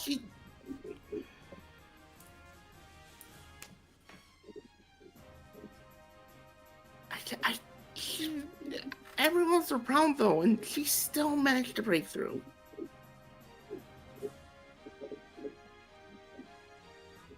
Hang on, my headphones plugged a couple times during that. Say that again. Okay, I know I'm better than that, but like at the cafe, everyone was around and she still broke through. I know. I kind of realized that after the fact, and I was just kind of a little bit blind in my own mess. So I'm sorry too. He offers a hug. She allows him to hug and eventually hugs back. Still kind of crying on his shoulder.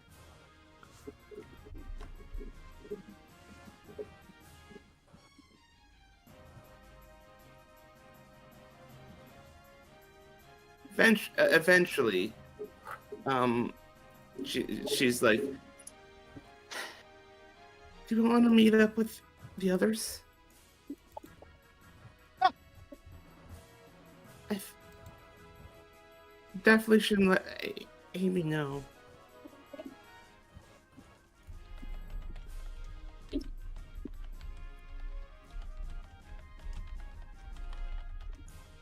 All right, they're gonna go back eventually. Alrighty.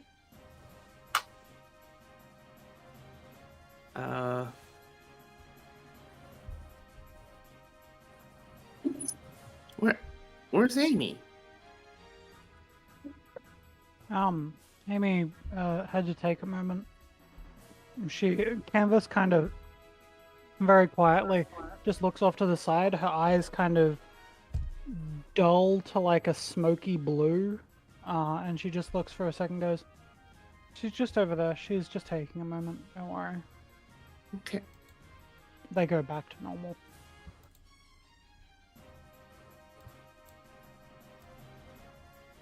She needs a moment. I guess we'll leave her be. Yeah, that's probably the best thing we can do.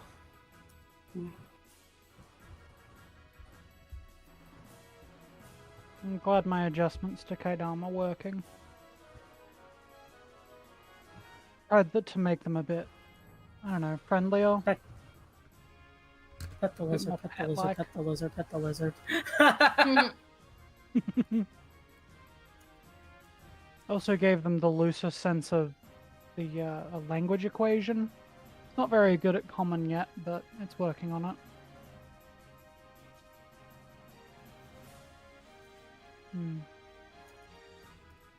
Well, I understood some of those words.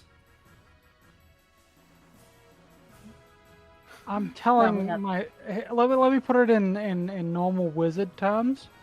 I'm telling my familiar to speak a language sometimes and act more like a pet. Oh. Yeah.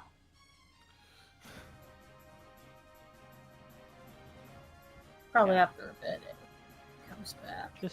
Just doing that with like computational magic. Don't worry about it. All right. Alrighty. Alright, so in that case, let's get the music back. Okay, so lastly, Canvas. We got two unless you have another idea, we have two options. You could be doing some dragon chessing.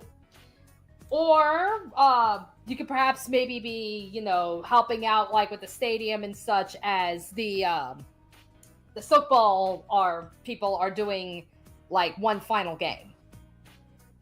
Yeah, I'll be there for one final game. Okay. All right. Me trying to control the crowd.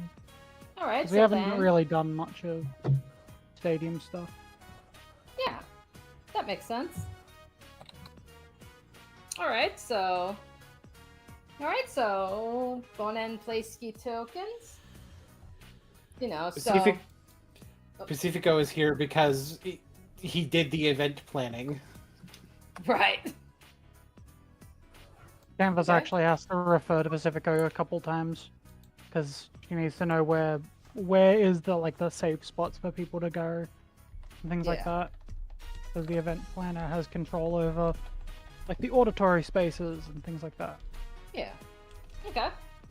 Alrighty, so you guys are enjoying a game of silk ball, and you see that Tilana and Javanesh are on one team.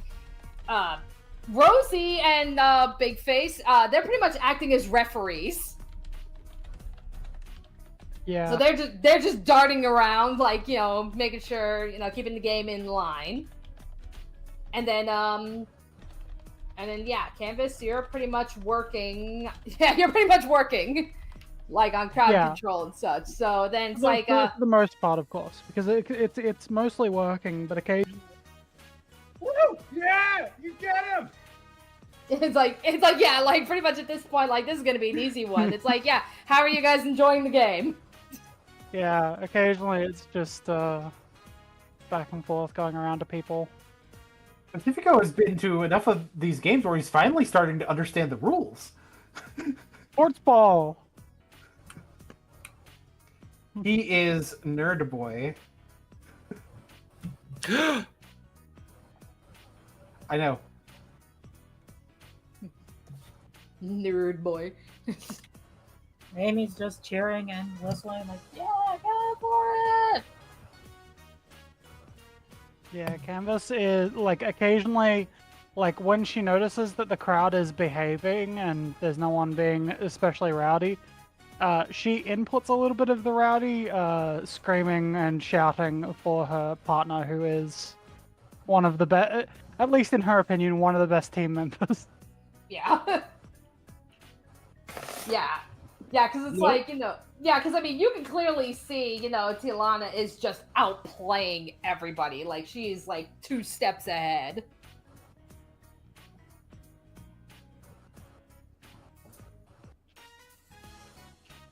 She's not the brawniest, nor is she the fastest, but she's just outsmarting people. And Canvas loves that. Hey, brains over bronze. And Canvas loves her. Bum bum bum. They've cracked the code. Anyway, but yeah, well, Canvas kind of makes her way around. Eventually, has to eject someone from the stadium. There's always some bad egg. Usually, Yeah. like a soccer mom or a dangerous dad. Yeah. Yeah, fat dad. But yeah, it's all around. It's kind of just. It's probably not one of the more intense games. It's probably because it's like it's not the finals. This is like a makeup game. Just have something to do to send off the teams. Mhm. So it's a little bit calmer. There's a little bit less people. It's a little bit less of a frenzy. Canvas is going to go over and check on Luke and go, "Hey, Luke, if you're there, if he's there, if he's not there, I'm gonna move." Okay, he's there. Yeah, what's up? Out of curiosity, after all this time, you understand how Silk Ball works, right? Not really. Well, I can teach you if you want to learn, so you can understand what's going on.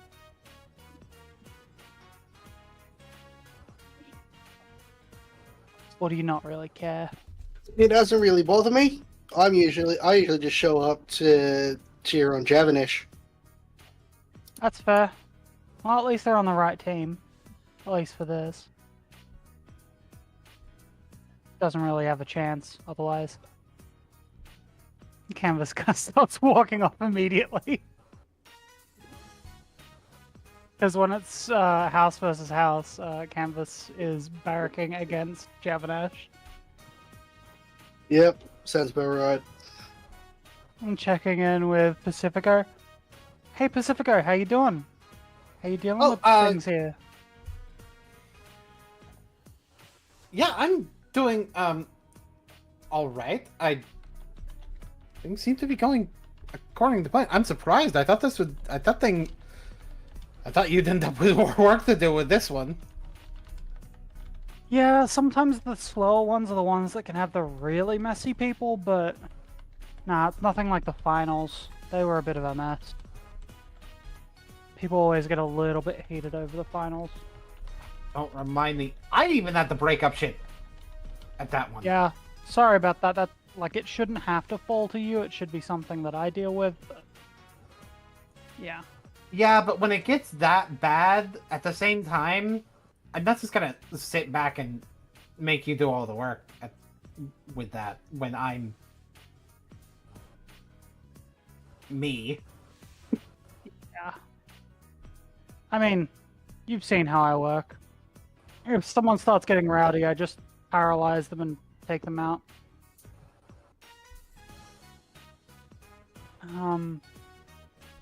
Alright, well...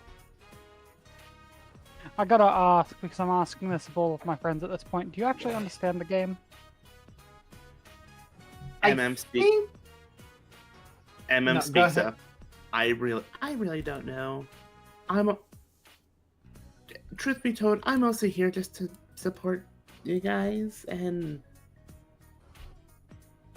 well, to be frank, Tila is the one I know the most, so I've just been rooting for her. I don't know how I'm supposed to cheer for her, but I'm doing that. Yeah, I Can you just think copy what everyone else in the section is doing? I think I understand most of the rules by this point. I still don't know what a 361 is. Okay, so a 361 is, and Canvas immediately starts spouting shit. The issue is that Canvas's way of describing it is the way that she's learnt it from Tilana, which means she's describing it not as in patterns, but in the form of mathematical matrices. That actually helps Pacifico understand it better. Because Oh, Tilana well, sees yeah, the that- field as maths. It's all distances and vectors with speed and everything like that. So she sees it as this mathematical thing. So obviously, Canvas, having learnt it from Tilana, is explaining it that way, which means, consequently, MM is not going to get anything of it because. And actually, I feel like I'm going to roll an intelligence saving throw to see if Pacifico gets it, because I feel like Pacifico can know math stuff. Like math is probably the reason that he's not as good at. Actually, yeah, math might be something MM understand. Let's look. Let's roll. I got a 16 on that intelligence saving. Yeah, throw. I was gonna say like a DC, like probably 14 on the check. I got a 21. All right, so Canvas actually successfully explains it to you two, and you're now thinking in numbers, and the field is a grid. Oh yeah, okay, that makes a lot more sense. You're seeing the 5-foot grid now.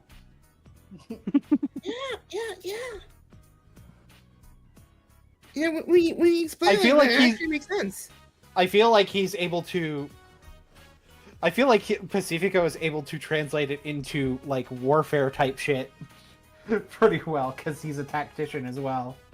And see, like they can't pass it to the person at the end and just immediately score it in, if their own ball is halfway up the court. So it's kind of a bit of an attrition thing. You kind of need to have both on your side to score it all.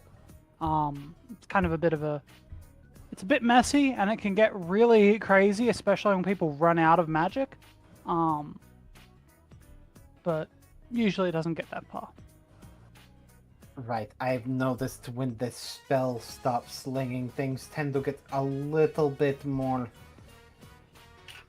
tense. Yeah. In some ways, that's my favorite part. Is it bad that that's my favorite part? I mean, it makes it more exciting. You're down to the wire. different people like different things about the sport. I personally like the intense mathematical side that I've kind of been learning about. Oh yeah, that's like really interesting. Although granted, I guess when it gets super intense, I guess when it gets down to that wire, that math can really make up for the difference in physical strength. Yeah. Alright, well, I've got one other person to check on before I do another round. So, good luck, and I hope whoever you're barracking for wins.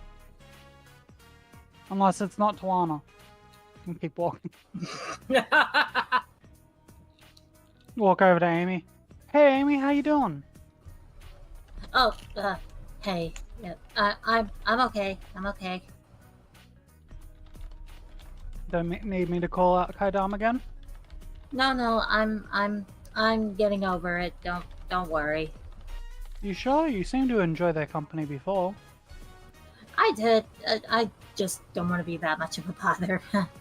It's not. Canvas kind of shakes her arm, and you see Kaidam, who was hiding as like a piggyback backpack, kind of swirls out of the arm and starts growing in size until they're medium again. Pet the lizard, pet the lizard, pet the lizard, pet the lizard. Yeah, you're like Jesper with the goat in Shadow and Bone. Anyway, Canvas kind of smiles. Yeah, I've been trying to get Kaidam to be closer to the personality of a pet rather than just a robot. I think it's working. Yeah. Therapy animal, to Awesome. be exact. There are some quirks, like adding in certain algorithms have made it so that it acts like a pet in ways that I didn't want it to. But that's fine. Does it pee on the furniture? No, it begs for attention.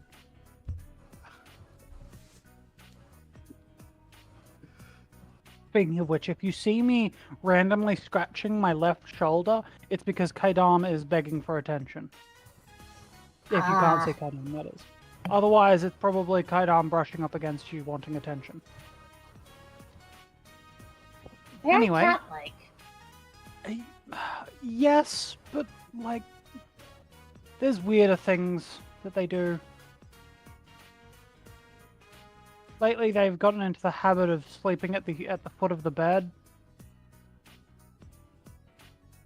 I didn't program it to sleep. Anyway, I should do another round. Make sure people aren't just littering. Alright, do you want me to come with you and help you? Sure. Alright.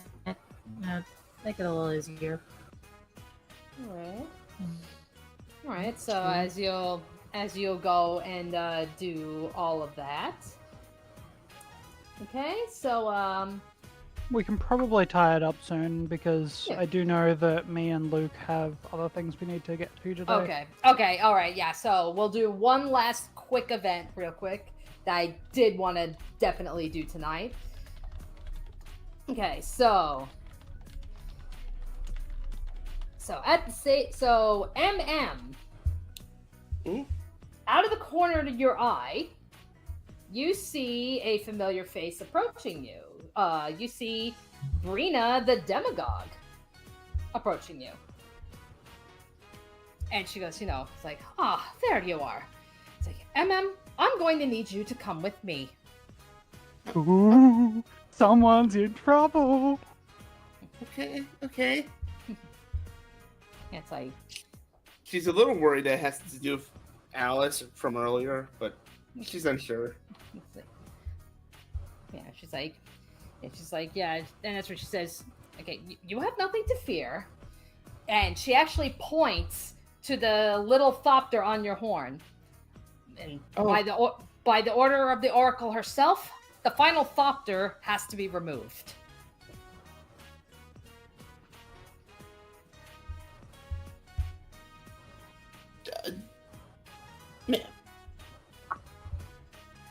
Am I all right. She goes to grab it. Okay, but it's like, no, hey, hold on. We'll make sure. Yeah, come with us. Come with me. Okay. The deans, let them handle this. This way we'll get it off without any injury. Okay. Okay. All right, so we'll go back to the biblioplex and anybody else that wants to join MM, you can. Where are we at? You're gonna be going right by the where the deans were. So like right in the middle here. All right. Okay. I see. Because you can see like when you get there, she brings you to them, and pretty much all the college signups and such are done. So they're in the process of taking him down. And that is where you see, Shale, Talon, Rook, and Ambrose Lou, they motion for you to come to them. And that's where Shale says, it's like, there you are, dear. How are you enjoying the school fair? Well, when I'm able to be here, it's great. All right. Now, just sit here, and we'll remove the thopter. This shouldn't take too long. And she'll pull up a chair for you to sit in. Okay. And then, Brina will, she'll step in front of you, and, between her talons and with the assistance of some ink, you can like feel a little bit of vibrating. You can hear a soft whirling, and then a clink. The demagogue, she holds out her hand, and you can just see the thopter just fall, like just lifelessly into her talons.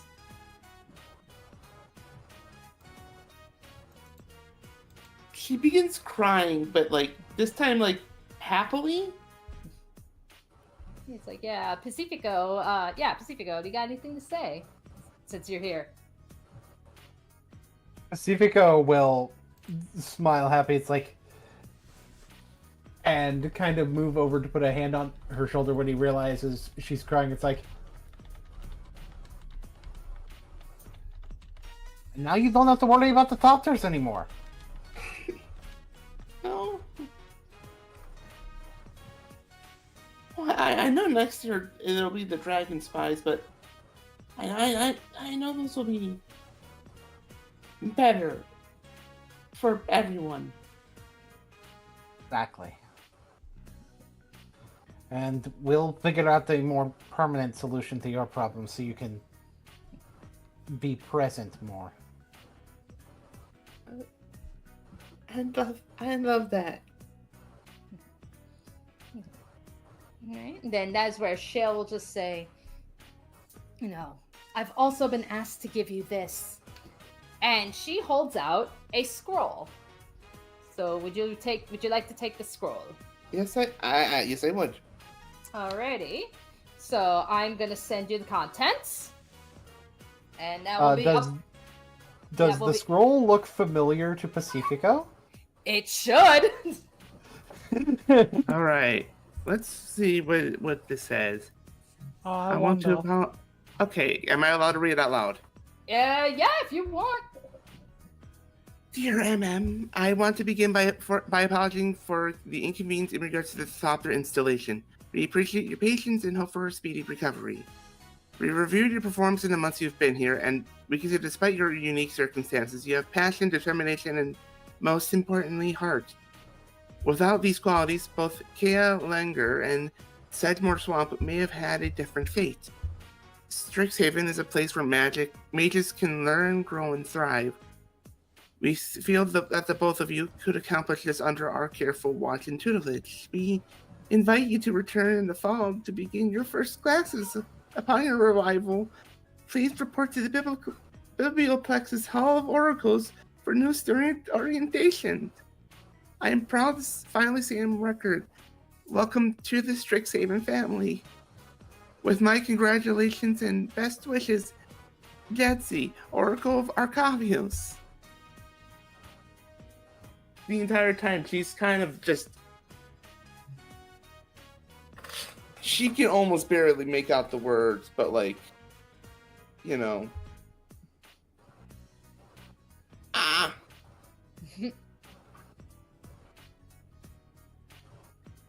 Alrighty. Okay, so Pacifico, you can just kind of see her reaction to what is clearly her acceptance letter. So what do you say in response?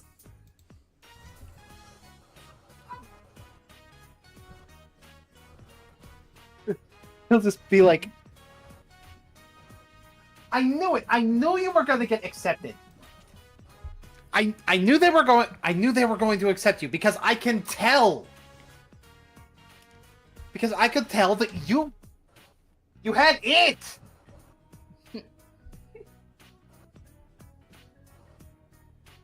You actually are special, MM. Alice or no Alice?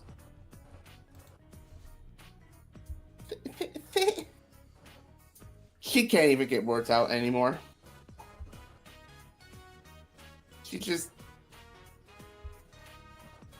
just so happy, but she's not verbal anymore. Happy noises.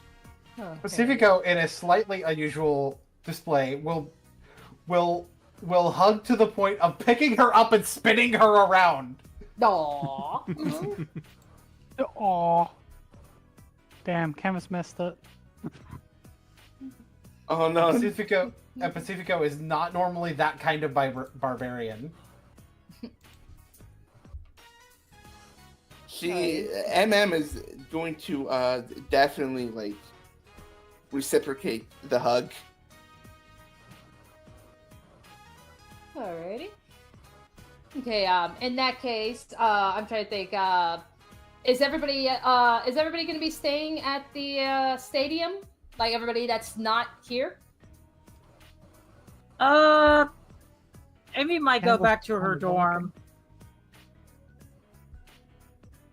Canvas was working, but when all that finishes up, she's probably going to go hang out with Tilano. Okay. Amy's Alrighty. probably gonna go back to her dorm. I feel like when MM and Pacifico get done here, the Pacifico's probably going to head back to the dorm.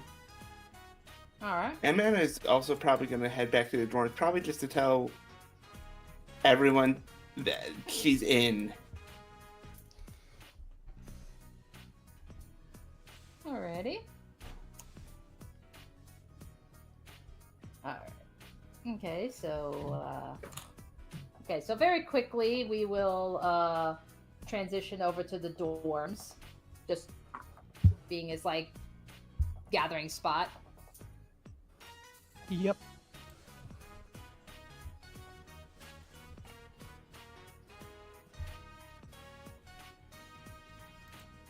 Right, That's so who got accepted! Wait, really? MM follows closely behind. He's like, Canvas is going to smile and just go sick him, and Kaidam races around the corner and goes for a dive. MM's going to at least attempt to catch Kadam. Canvas is going to walk over there and offer a hug. MM hugs back. This is basically the happiest day of her life now. Even in spite of what Alice did earlier. And now begins the really hard part. Spending the next year questioning which college you're going into. And also having to deal with us being your upperclassmen. Oh yeah, I'm going to use that so much. Oh shit. I'm going to be upperclassman to Alice. That's so fucking funny. Every day, right? Amy And she- flinches and there's at the hearing. And there's nothing she can do about it.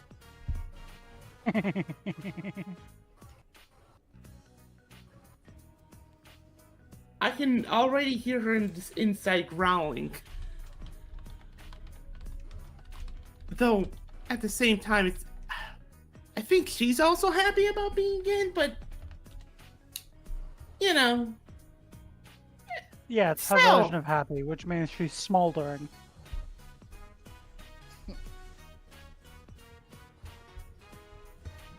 Where's Luke? Probably doing Yeah, something, where's right? Luke. He's probably in his room. Or home. Or muted because he's getting ready to make his way over to my town. Okay. Maybe. Alrighty. Okay. I know that's probably the out of universe reason. We're trying to think of the in universe reason. All right.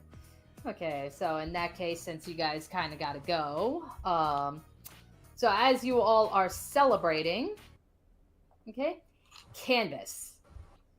In your mind, you hear, Canvas. It's the Oracle. Can you hear me? Yeah. Where are you? Dorms. Why?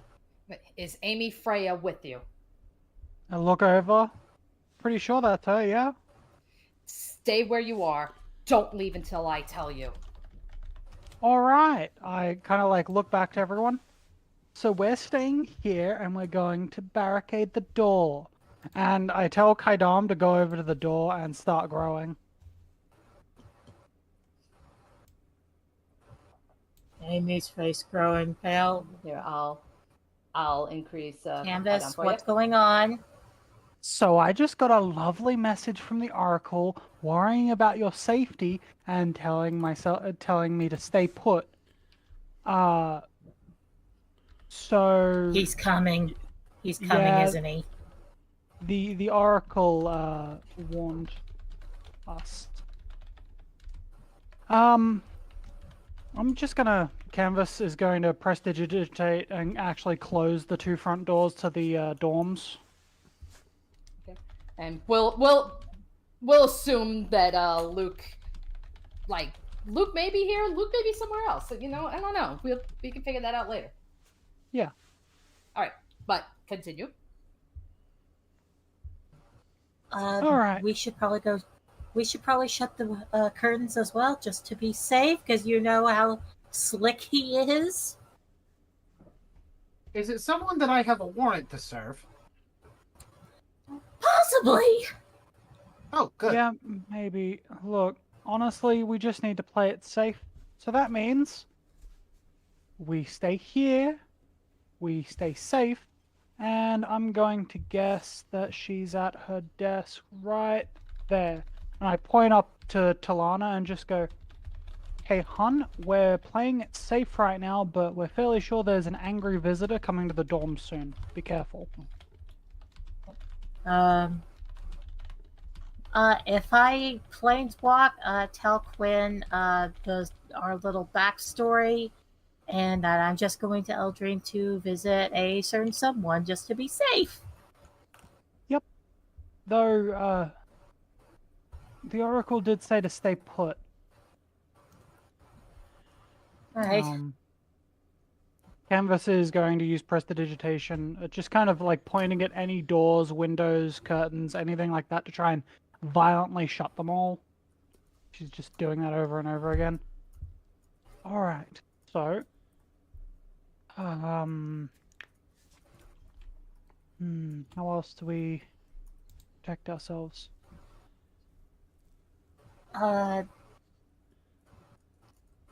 There. Actually, hear me out on this. Maybe we should shrink Kadam down and give a note to Luke. Last I saw him, he was probably still at the stadium. Yeah, we can do that. Alright. Kaidam. And through a very short series of hand gestures, Kaidam is told to switch to Tiny and go find Luke at the stadium. And then relay a message. Alright, so with that, we'll have him just kind of relay a message. Yeah, just pop out. And I think that will probably be a good point to end tonight's session. So when we return in January, we will pick up and see, what can Kaidam get to Luke? Ooh. You know who really brought fucking Dove in here? Fucking Hoopa. I don't even know if it's Hooper. No, I don't even know if it's Dovin. It's definitely Hooper. Definitely Hoopa. Definitely fucking Hoopa. Hoopa. It's always Wait a minute. Who invited Hoopa, though? Stew. Stew, why did you bring fucking Hoopa? That's who you asked me to get, wasn't it, Bill? No. I said Superman! Not Superman! You dick! Billion. You wee wee!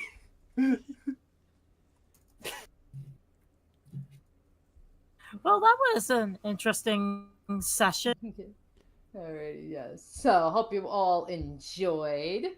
And, like I said, 2 weeks from now, Ravnica. 2 weeks after that, World Weaver's Web. And then 2 weeks after that is when we finally come back and, see what is in store. Assuming we don't move back to Tuesdays. Yeah, I would love for us to move back to Tuesdays. Yeah, again, like, ultimately, it's whenever we get the okay from, Letter. Of course. Yeah. That's Never. Yeah. But as always, I'll be sure to notify people when that does happen. Alrighty, so so with that was hope intense. So I hope you all had a good evening, and we'll see you.